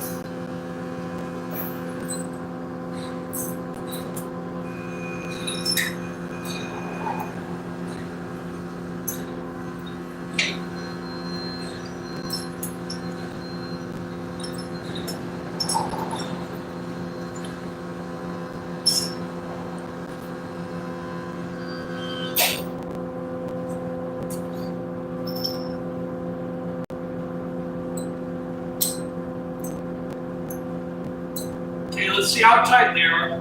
You know how people always like to jam spark plugs home.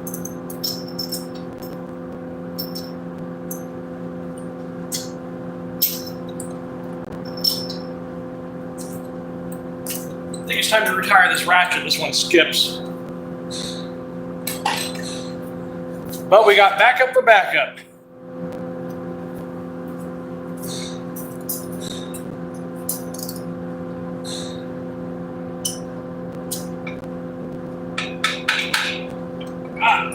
That spark plug's tight.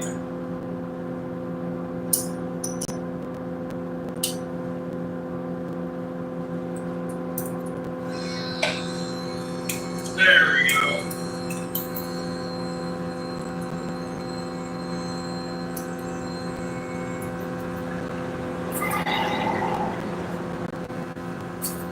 So a neat trick, in case it's got like tube headers or it's kind of hard to reach the plugs, I crack them loose and I stick a piece of 3/8 hose over the end of the spark plug. Then I can use the hose to unscrew it and put it back in.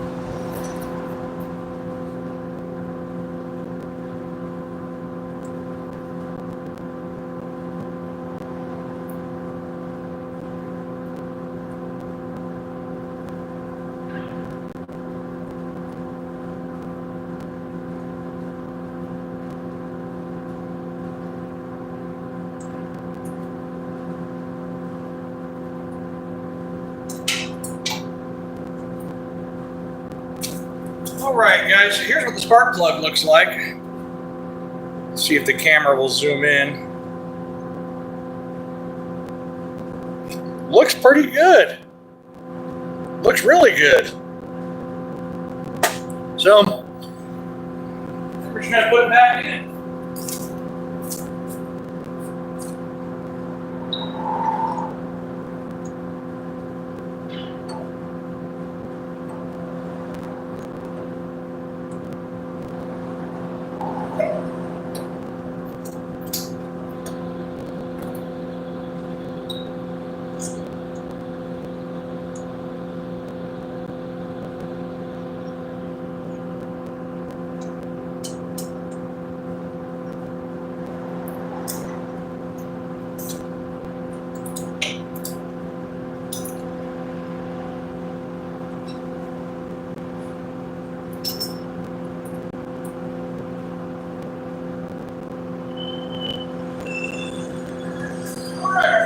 Back in, looks pretty good. So now we can tell the guy that.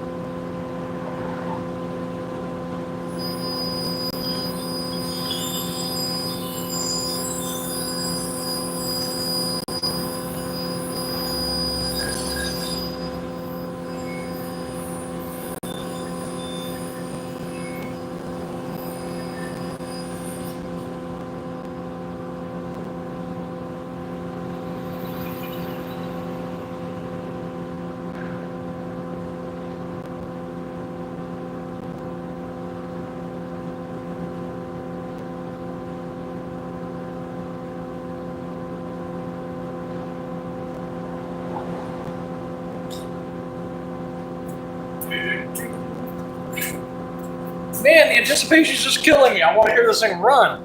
Just need my parts first.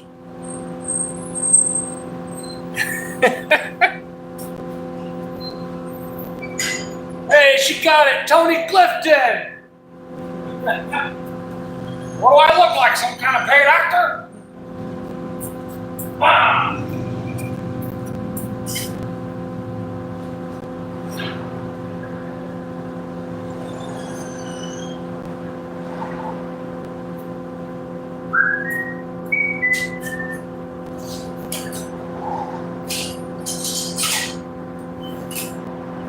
So when we fire this thing up here, which I'm hoping is going to be in the next 10 minutes. I mean, they got to be almost here by now with my fuel line.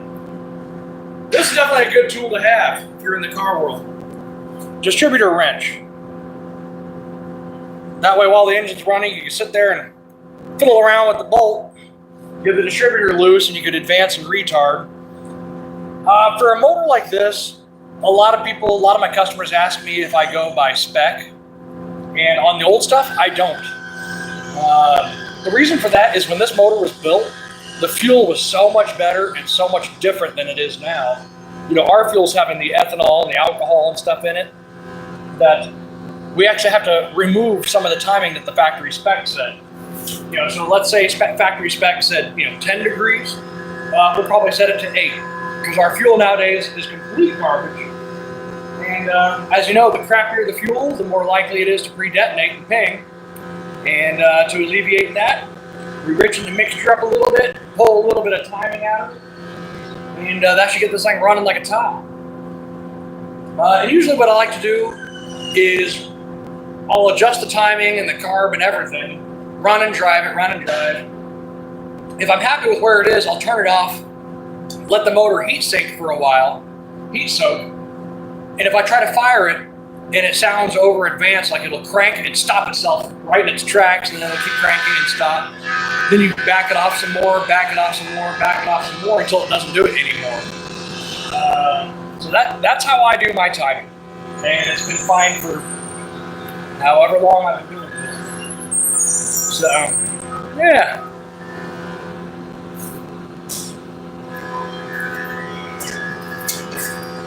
I'm just going to preemptively loosen the distributor a little bit and mark where it was.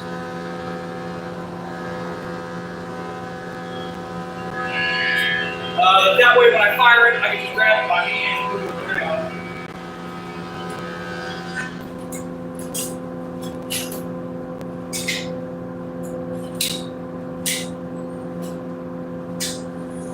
That's if I can find a Sharpie. What's a guy got to do to get a writer doing? Carburetor notes!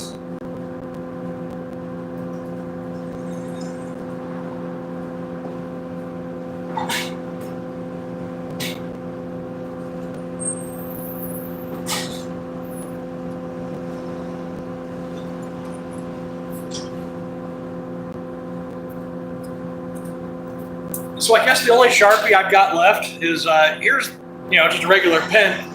Look at this dingus! Look how freaking huge that is.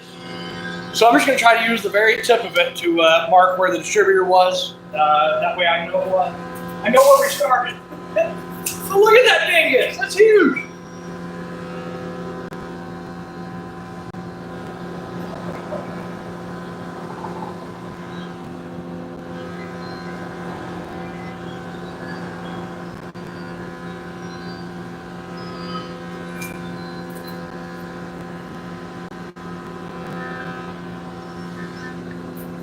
All right, we got nice markings. We know where the distributor was.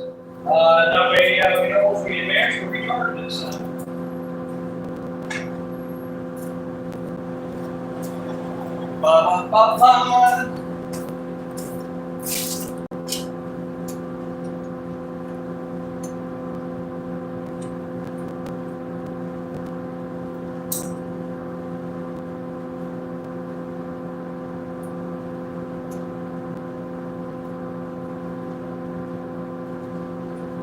Okay, distributor is tight enough that it'll stay where it needs to, but loose enough that I can move it by hand and tighten it down once I'm happy with the tune.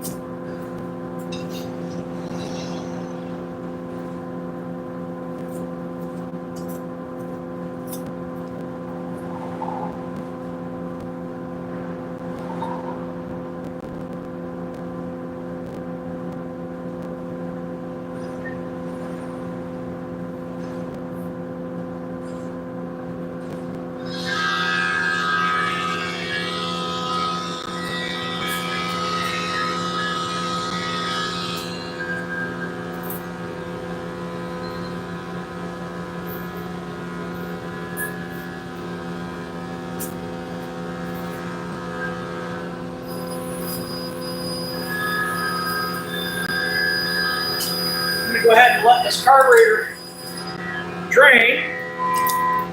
Told the customer that in order to get some of his money back, I can sell this for him on eBay. These Elbrocks typically go for like $100, 150. I was offering him the whole amount, less what it costs to put on the ad and shipping. But he offered to go 50-50, but I'll give him more than that. You know, it cost me almost nothing to put a carburetor on the land for sale. I just gotta make sure all the fuel's drained out. In a safe way that conforms to all of EPA laws. Yes, yes.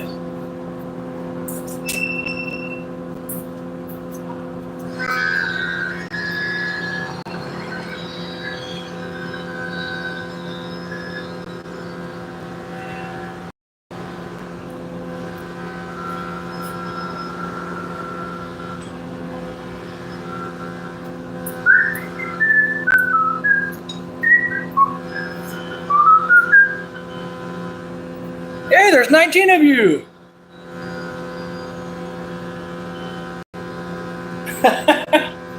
Well, yeah, the carburetor worked. The guy drove the car here this morning. But the problem with that carb is when you turn off the key, a little bit of fuel would start dribbling in, and it would just flood out the engine. So you'd have to hold it at wide open throttle, crank it until it started, and let off the throttle. Either A, the float is just set too high, or the needle and seat's no good. But either way, I'm not a fan of those Edelbrocks. So the guy asked what I thought was best to put on, and that's why we decided on a Holley 4160 secondaries electric choke. So yeah, no, I gave him the option too. I could either A, go through his old car and rebuild it, but yeah, the other reason too, the Edelbrock that he's got has mechanical secondaries, and he noticed a huge bog every time he stomp on the gas. It's got a pretty tight torque converter, stock style torque converter, and so I figured the vacuum secondaries on the Holley would be just a lot better, especially for a driver that's novice to a classic car. I think this might be his first classic. So it seems like he's going to have a whole bunch of fun with it. He wants it just reliable and, no special tricks to it. So that's why the Holley went on and the Edelbrock came off. But yeah, if you want it for $100, I'll send it to you, but it needs a little bit of work. The other thing too is like whenever you drive, it would surge up and down. I think fuel was just pouring in past where it needs to and causing an over-rich situation.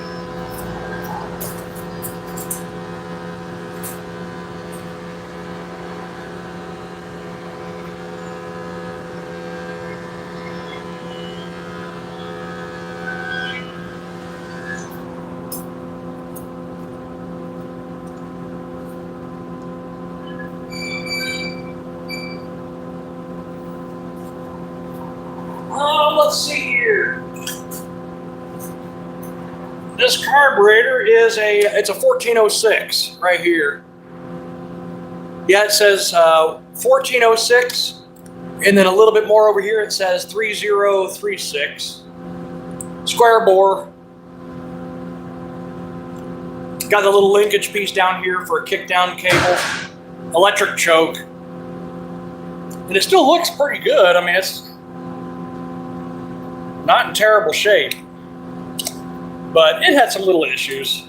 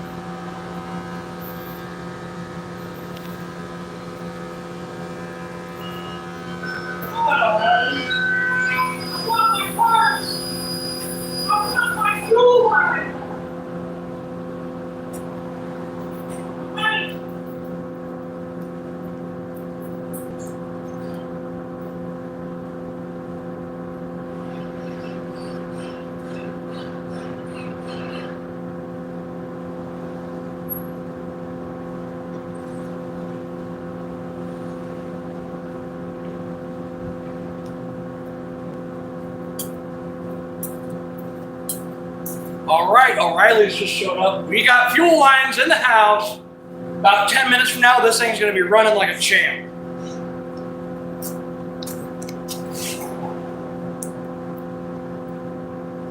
Oh, I never knew that. I mean, the car did come from New York, so that definitely explains it. Well, thank you for letting me know. I don't know much about these Edelbrocks. I always just kind of get rid of them or replace them with like a Quadrajet, Carter AFB, stuff like that. But that is really good to know. Okay, so 1405 is good for California, huh? Or I'm sorry, 1406 is usually set for California emissions. Nice. That's good to know. And how are you doing today?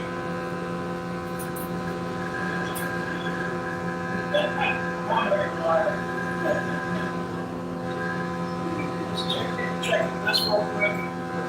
8:21:30 seconds. We're golden. That's exactly what I need. Yes, sir. Yeah, shoot that, huh? Just came in, had an Edelbrock with Tom. Guy wanted to run better. New Holley carb. Just checking the tune. The guy even bought it. And it runs like shit.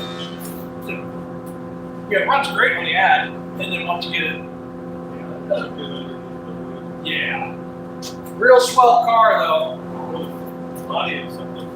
Oh, it's real nice. This is what you need right here. It's just money. We all have plenty of that, right?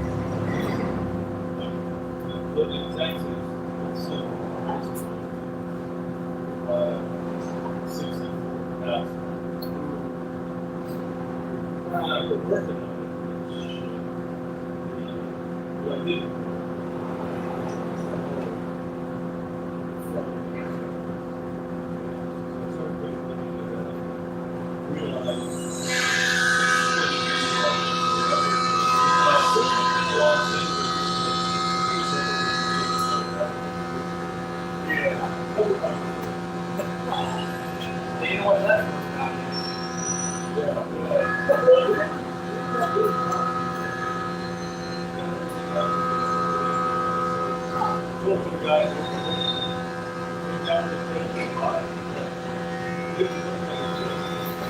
about?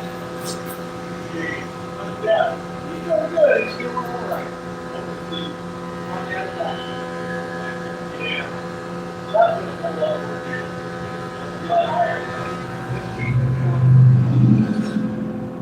Yeah, wait, he's Mustang, dude. He's not doing the PT like we all know. But you think we're smart, right? But at least he's in less pain. He's getting better each day. The first few days, he's a bit higher around the corner. A bit bad. He was on the road, sir. He got a table for 7 hours. That was 3 cages, 6 cages of rocks. Oh boy. Yeah, Lion tires quick. Well, the volume's gone. I hired some men and some dumpsters. Should be able to. He's not going to get out of his stuff. That's why I don't know what it's really good. Yeah, well, thank you very much.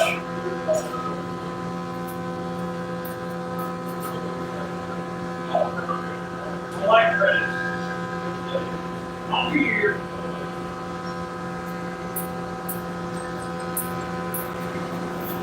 What is that Blues Clues song? How does it go? Like, we just got a letter. We just got a letter. And it's from Mr. Gasket. Oh, so I grabbed a pair of scissors.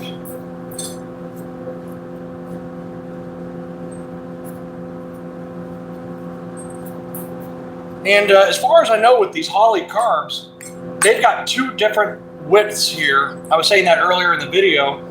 Some Holley carbs have 2 metering blocks, some have just 1. So that changes this distance by like 3/4 of an inch.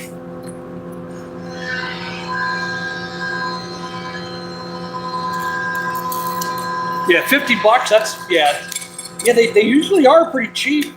But I've been selling them on eBay for years, and mean, I guess like the ones that are like painted black with that hammered finish, people really, really like those. The last one I had used and not working sold for like 150, which I thought was just crazy. You know, I think I had like a $90 reserve on it or something, but.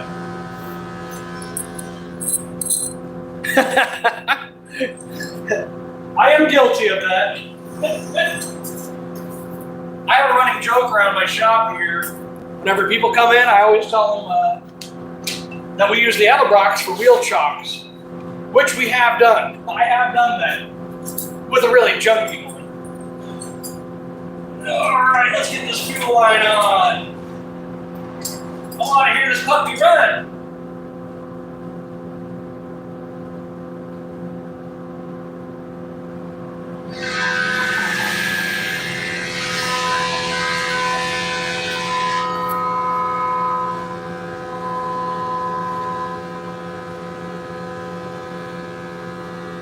I think I'm going to cut the fuel line. I'm going to take the fuel line back off and cut it back a little bit further.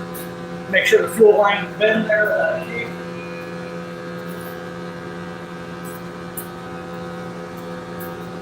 And always, always, I'm hoping this is the right filter. Yeah, here we go.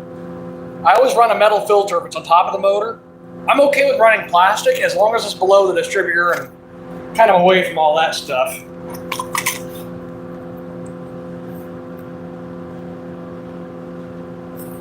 Oh, the sniper?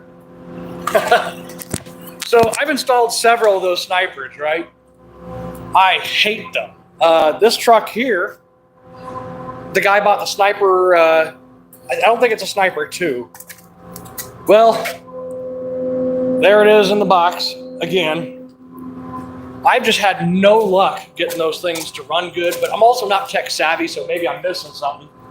But guess what kind of carburetor we put under there? Oh, and this is not 2 air cleaners stacked. I just have that one out of the way. But it's got a Holley.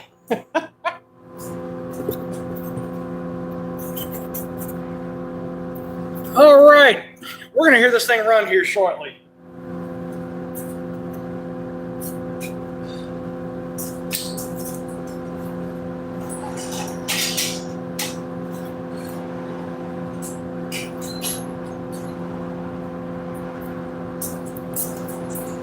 If I can find my little pipe cutter. Oh, there it is.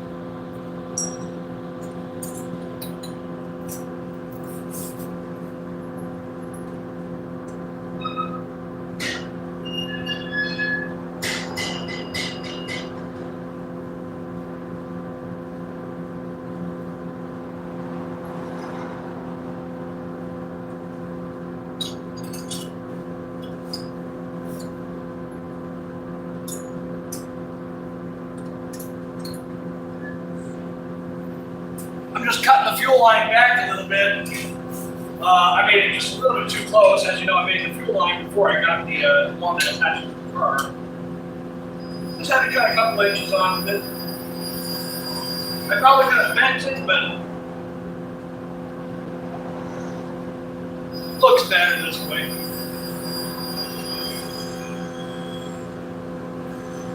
Now I'm just redoing my little flare.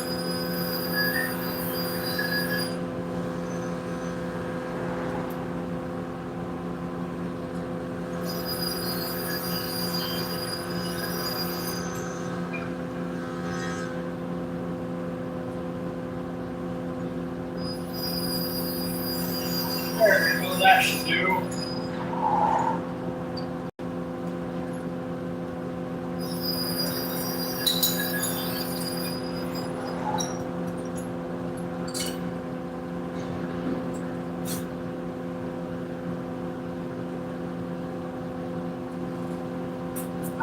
we've got our little flare on the end. Give it a little bit of sandpaper love. Oh, geez, 4 of them? I went through one too that I did 202 sensors on, and what it turned out to be was the TPS was reading all funky. I mean, it would read 0 to 103 to like 95%. But Holley sent us one of those, and then it worked. Yeah, I'm not convinced with those snipers. I always tell people, I'll install it, but someone else has to tune it. You know, someone with a laptop and all that good stuff.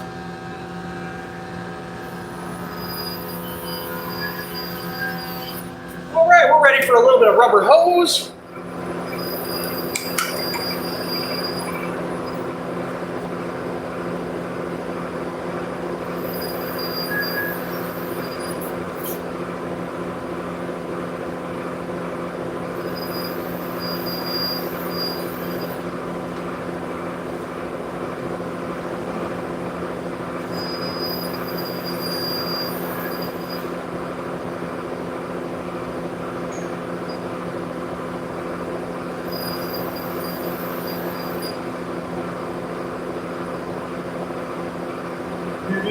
Need some hose clamps.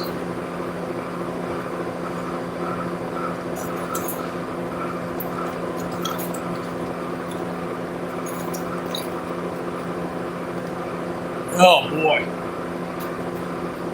Yeah, so those Holley snipers sure convinced me to stay a carburetor guy.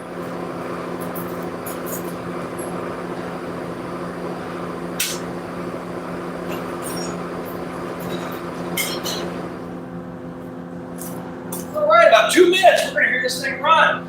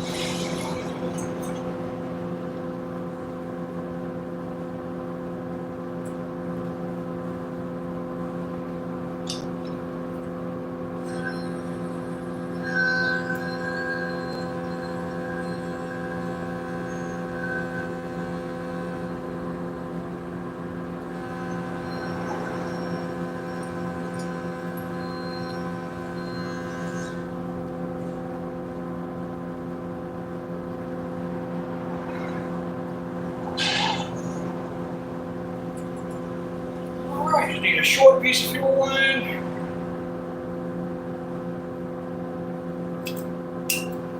That long ought to do it.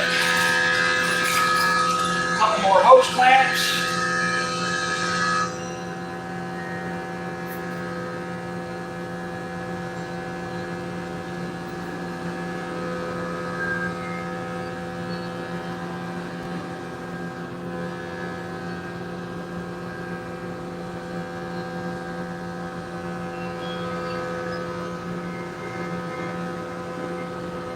Alright.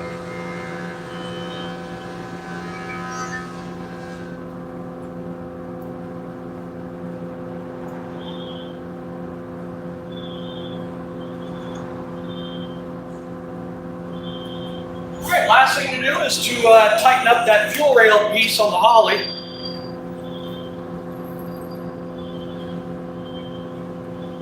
I'm over here, California. Good old California.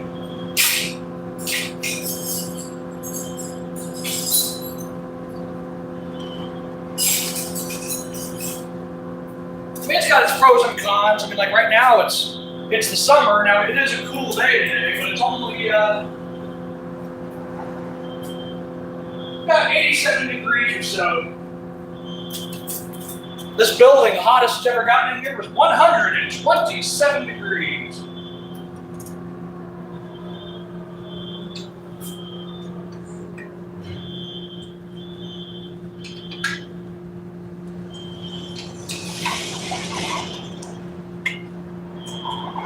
Take the gasket off the top of the carb.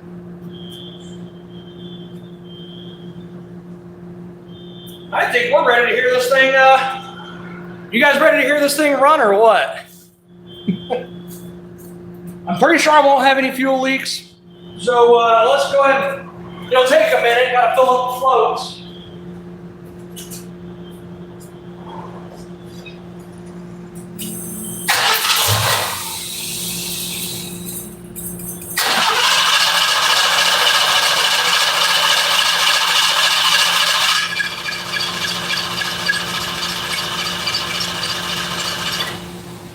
Hit the starter brake for a second. Just getting fuel up into her. I could have filled the floats up by hand, but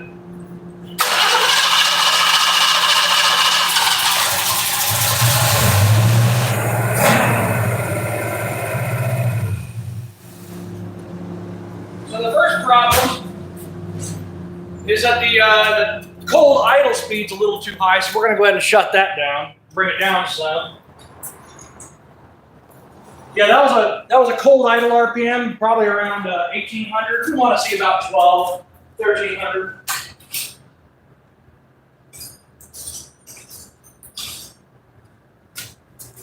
They're kind of a cluster to reach, but a little quarter-inch wrench usually gets it.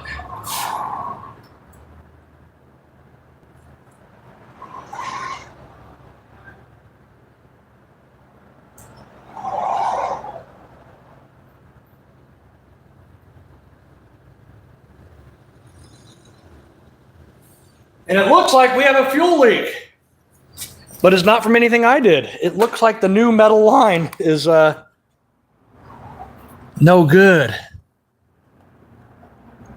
Yep, it's leaking right out of a little crack on this new metal line. Oh, well, great. I guess I'm going to take it off and double check. Damn. That is like super lame.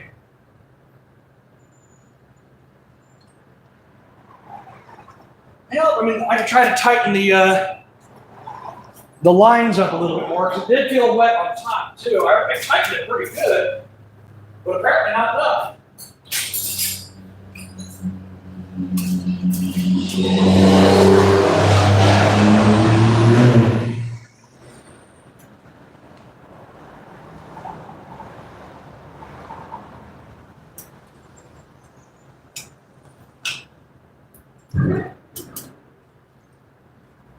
Okay, I gave it some more tightening. I'm going to go ahead and dabble all the fuel out of here.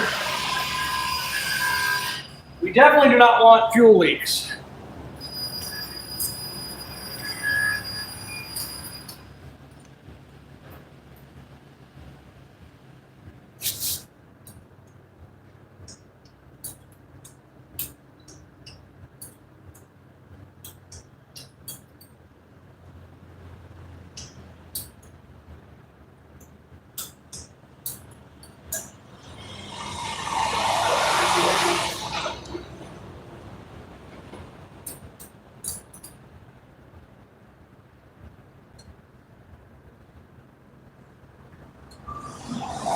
All right, there's no more fuel there. I'm just going to fire it up and let it run for maybe 5 or 7 seconds, see how the cold idle speed is, and check again for fuel leaks.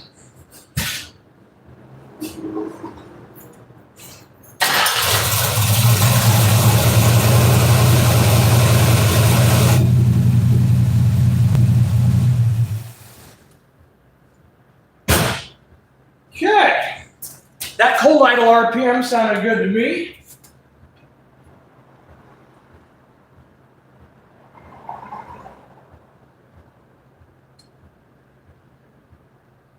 Gosh, that line is tight and it still has a fuel leak. I'm going to go ahead and just kind of really yam on it. Usually this, they never need to be that tight.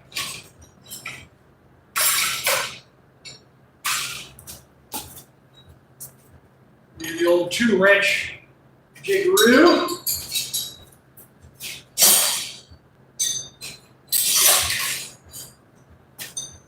That way I can really yam on it, but don't like yamming on that hard. It looks like we're just going to have to try that.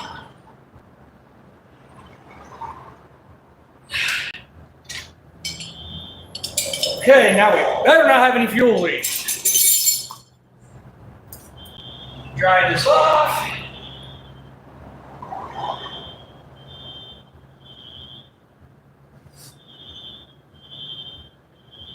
Everything else is dry as a bone.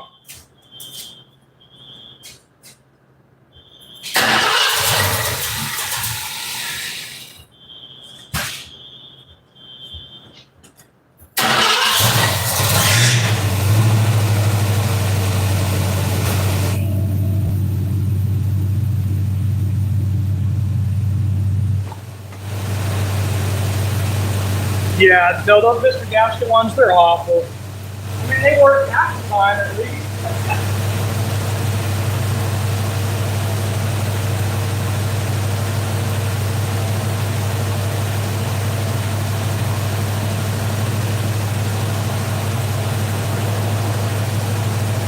Okay, we're looking good. No more fuel leaks. Had to get pretty tight on it. Now that it's running, the idle should slow down.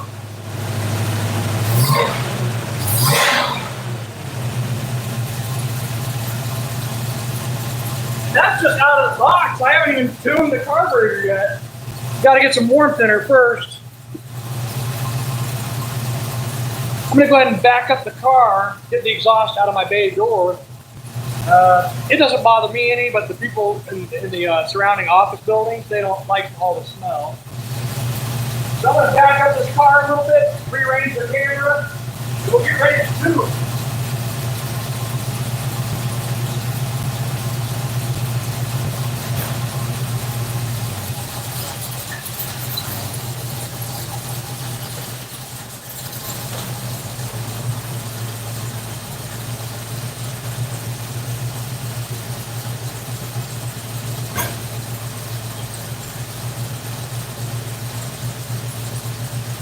All right, we're looking pretty good.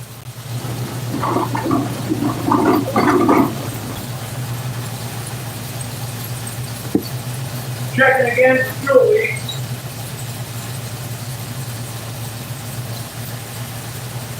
Nada.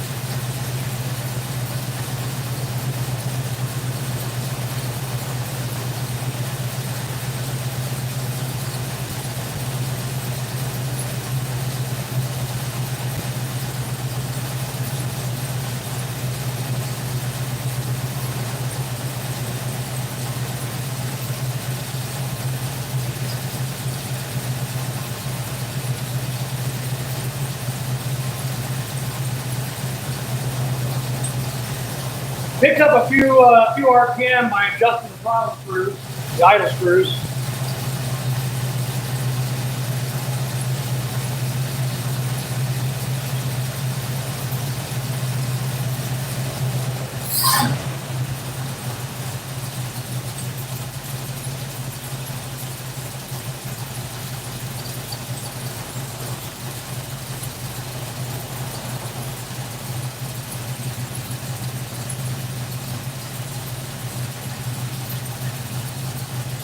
That's a pretty good idle. I'd say we're at about 700 RPM. No tachometer in the car.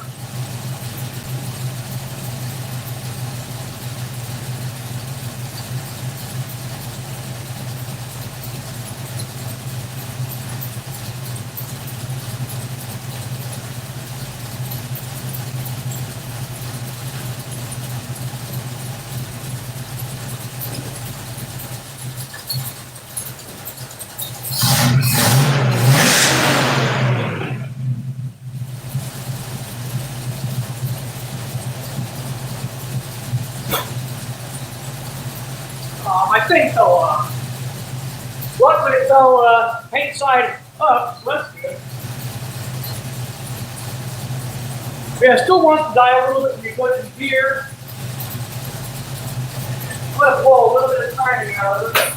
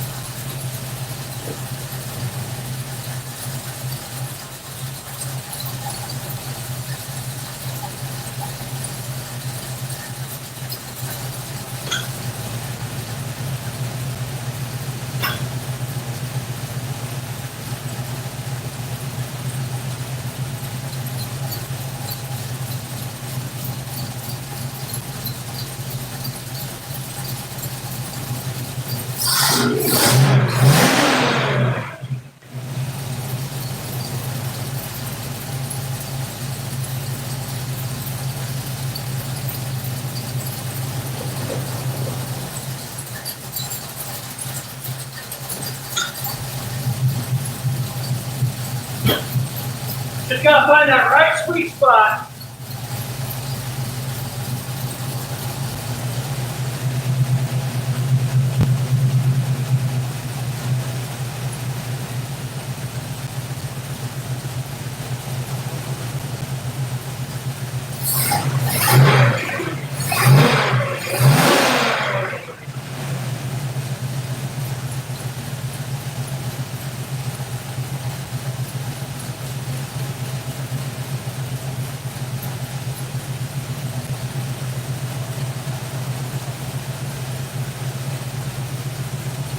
Richening the mixtures a little bit more.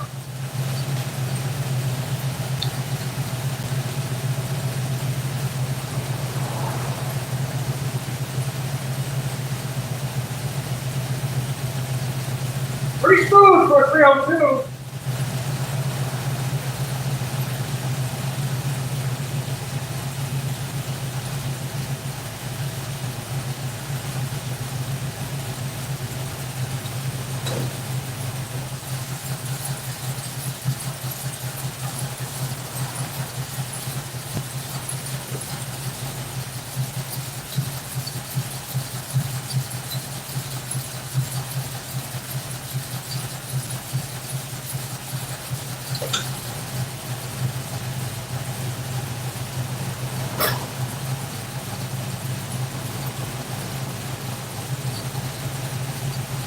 Raising the idle speed just a little bit so it goes to the gear smoother.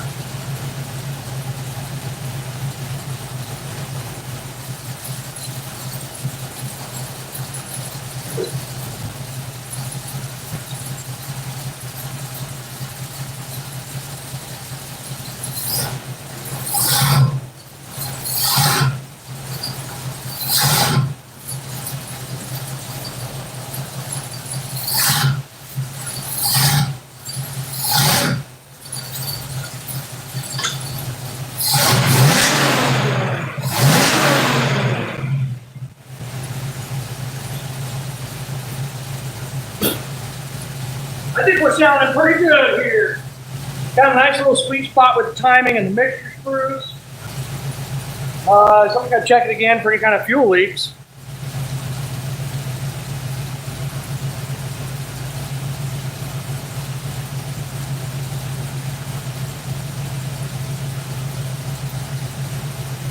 Yeah, no, California's been great. You know, the EPA kind of gets on us pretty good. Like, for instance, See those two oil barrels over there? The one, the bigger one, that's just to hold empty filters. The smaller one's a 35 gallon, I guess.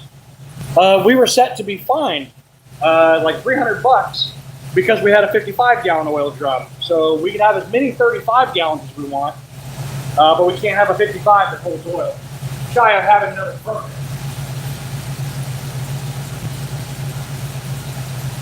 Check her again for fuel leaks, and I'm going for a drive. If I can find my black plate.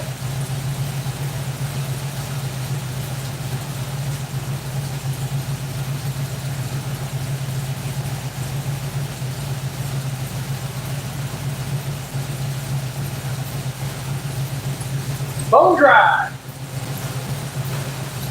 I'm going to tighten the distributor up.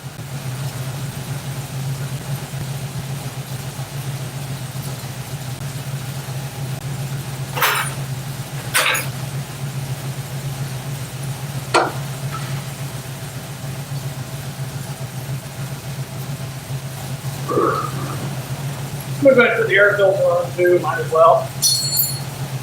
That way if it richens out the mixture a little bit, at least now I know it.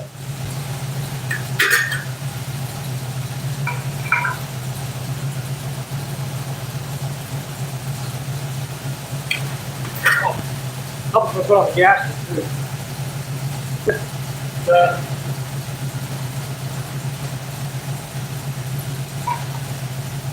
There we go. Now we're in ship shape.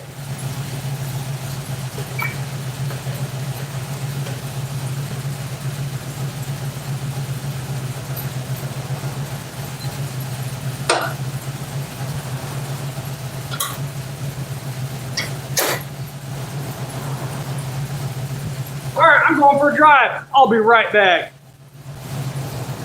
Oh, yep. Yeah, into to Car Guy 316. Yeah, we can have as many 35s as we want, but no 55s. Go figure. Hold back in a minute, guys.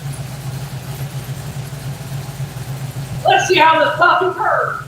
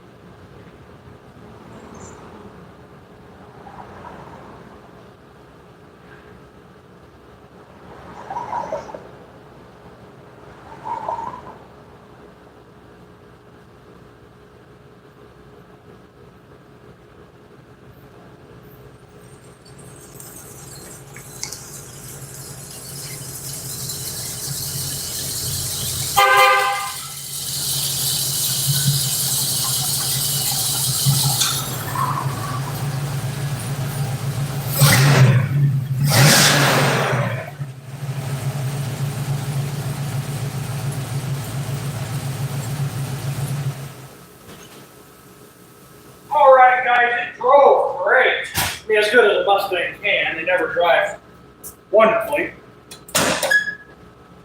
The only thing I noticed is that the kick down is a little bit too loose.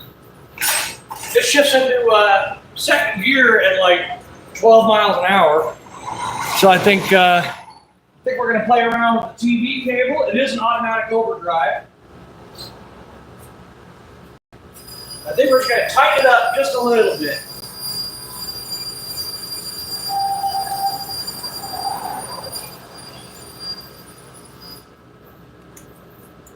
It just needs to be just a hair tighter. That way it shifts into gears a little bit later. It's not too bad, but the transmission feels like you're driving a Lincoln Continental. Not very sporty.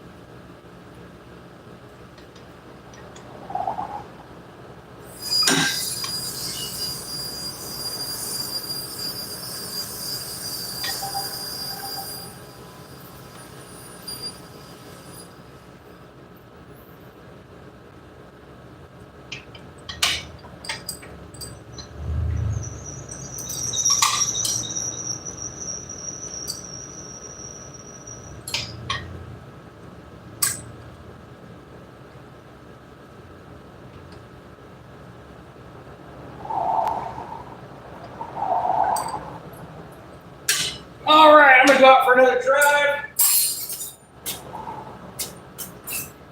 Checking for fuel leaks again. Dry underneath, dry across, dry to the fingers. All right, one more drive and this thing should be good to go.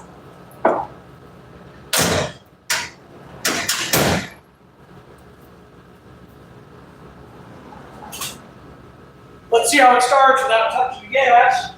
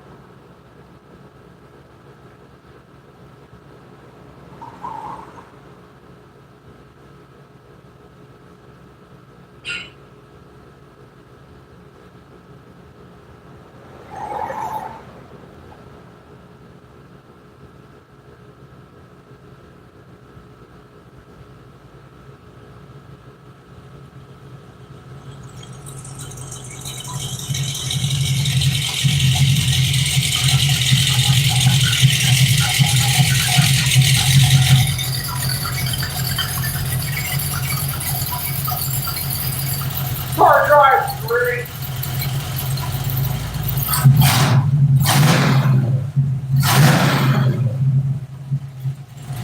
I wish the idle was just a little bit smaller, but it's got some cam in it. There it is in gear. That was low as I can get it before it gets off shit.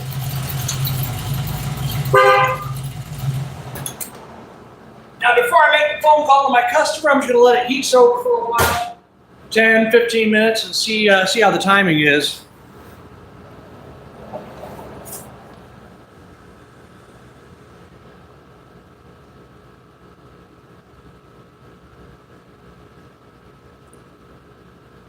Oh, for sure. Yeah, the 134A. Yeah, it's ridiculous because you could buy, 100 pounds of it, individual little cans, and be perfectly fine. But God forbid we have a little propane tank full of it. And some of the legalities here are just not so fun, especially for the car world.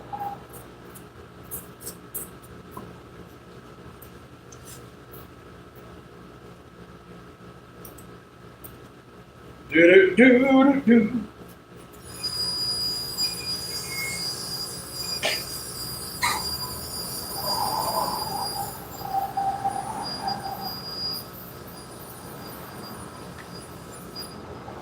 Mileage 49077.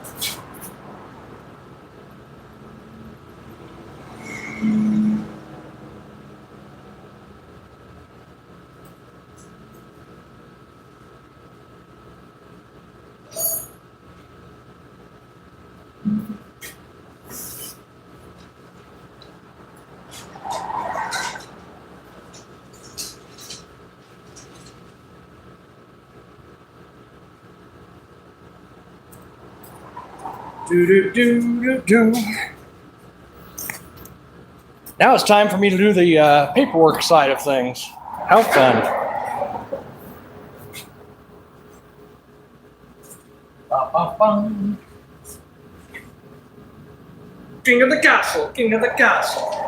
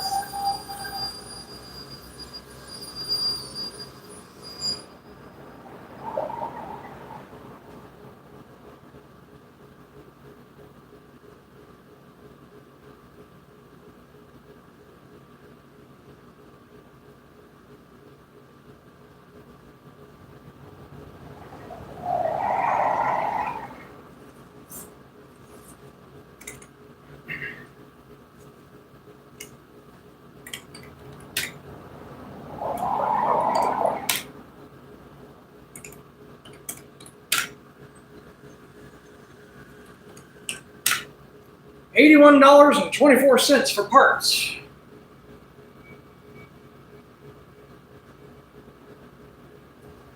Multiply that by 0.0750. $6.09 tax for Uncle Sam.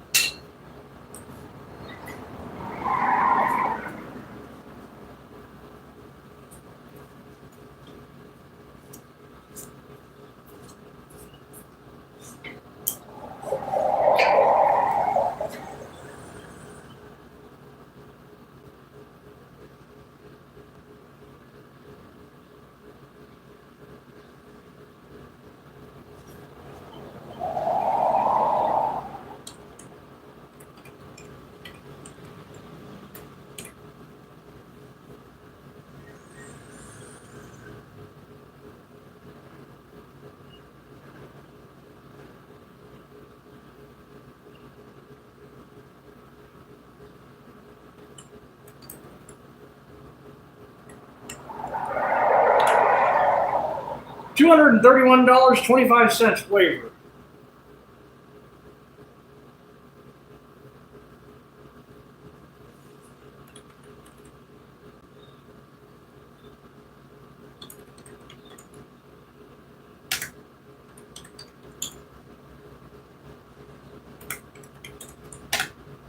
$318.58 to take a car that you just paid $30,000 for and it ran like shit. Now it runs perfect. I'd say that's a pretty good price.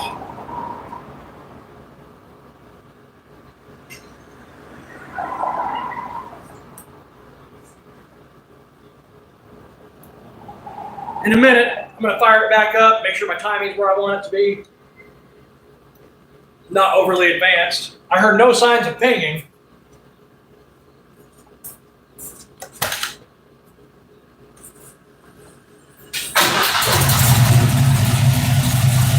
Good. It doesn't sound over advanced at all. Well, I'd say that one's about ready to hit the dusty trail.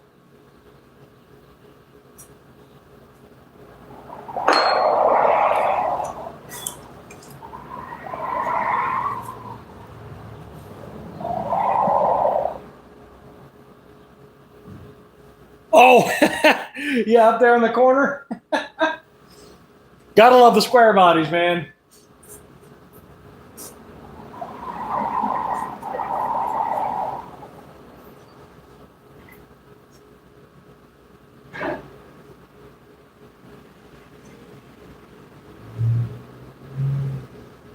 Yeah, I think that. Oh, the customer also wanted me to date code the tires and see what mufflers are underneath it.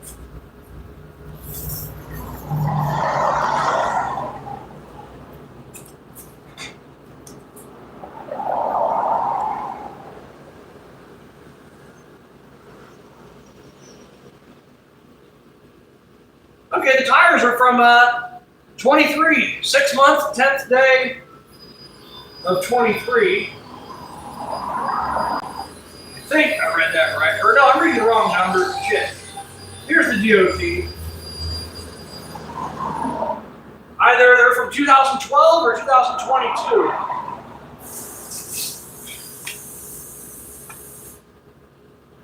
And the mufflers look to be like thrush turbo mufflers. That's a really good sound.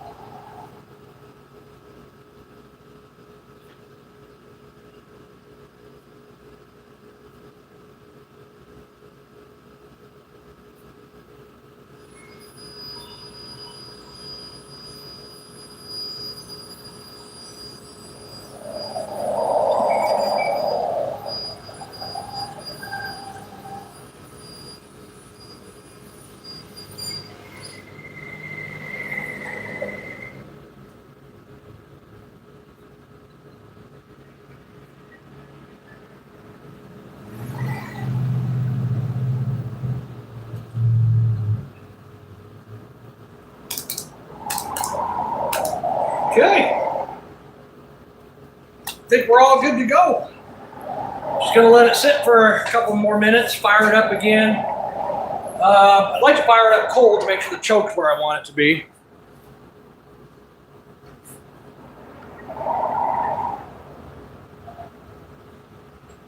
Oh, nice. 6.0 LS. Oh, that's got to be a wicked ride. That's got to be nice as hell. I love those 6.0s.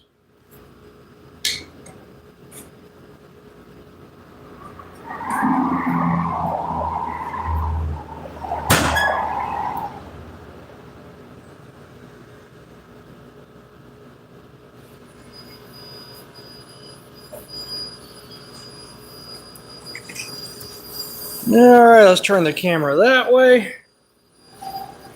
All right, I'm gonna go run to my local Quickie Mart and pick up a nice little pack of Snickers, maybe even a chocolate milk. So I'll be back in about 5 minutes.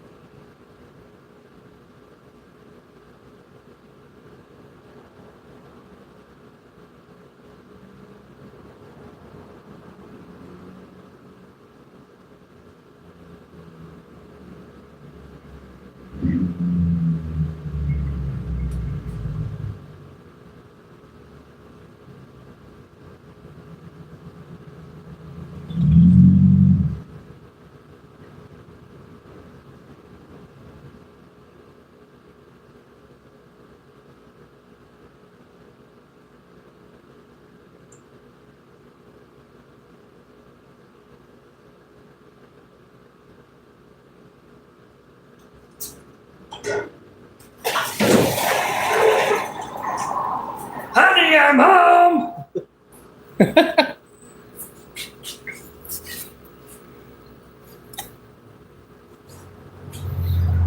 All right, guys. Well, I'm going to go ahead and log off. I'm going to have some lunch and call my customer and get rid of this thing. So I'm looking forward to that. Anyways, it was a great pleasure to talk to all of you. And I'll be live sometime soon, but mainly just building with Connects and remote control car type stuff. So hope you guys all do well. I appreciate all the commentary fore and aft. and the new information I learned. That's awesome.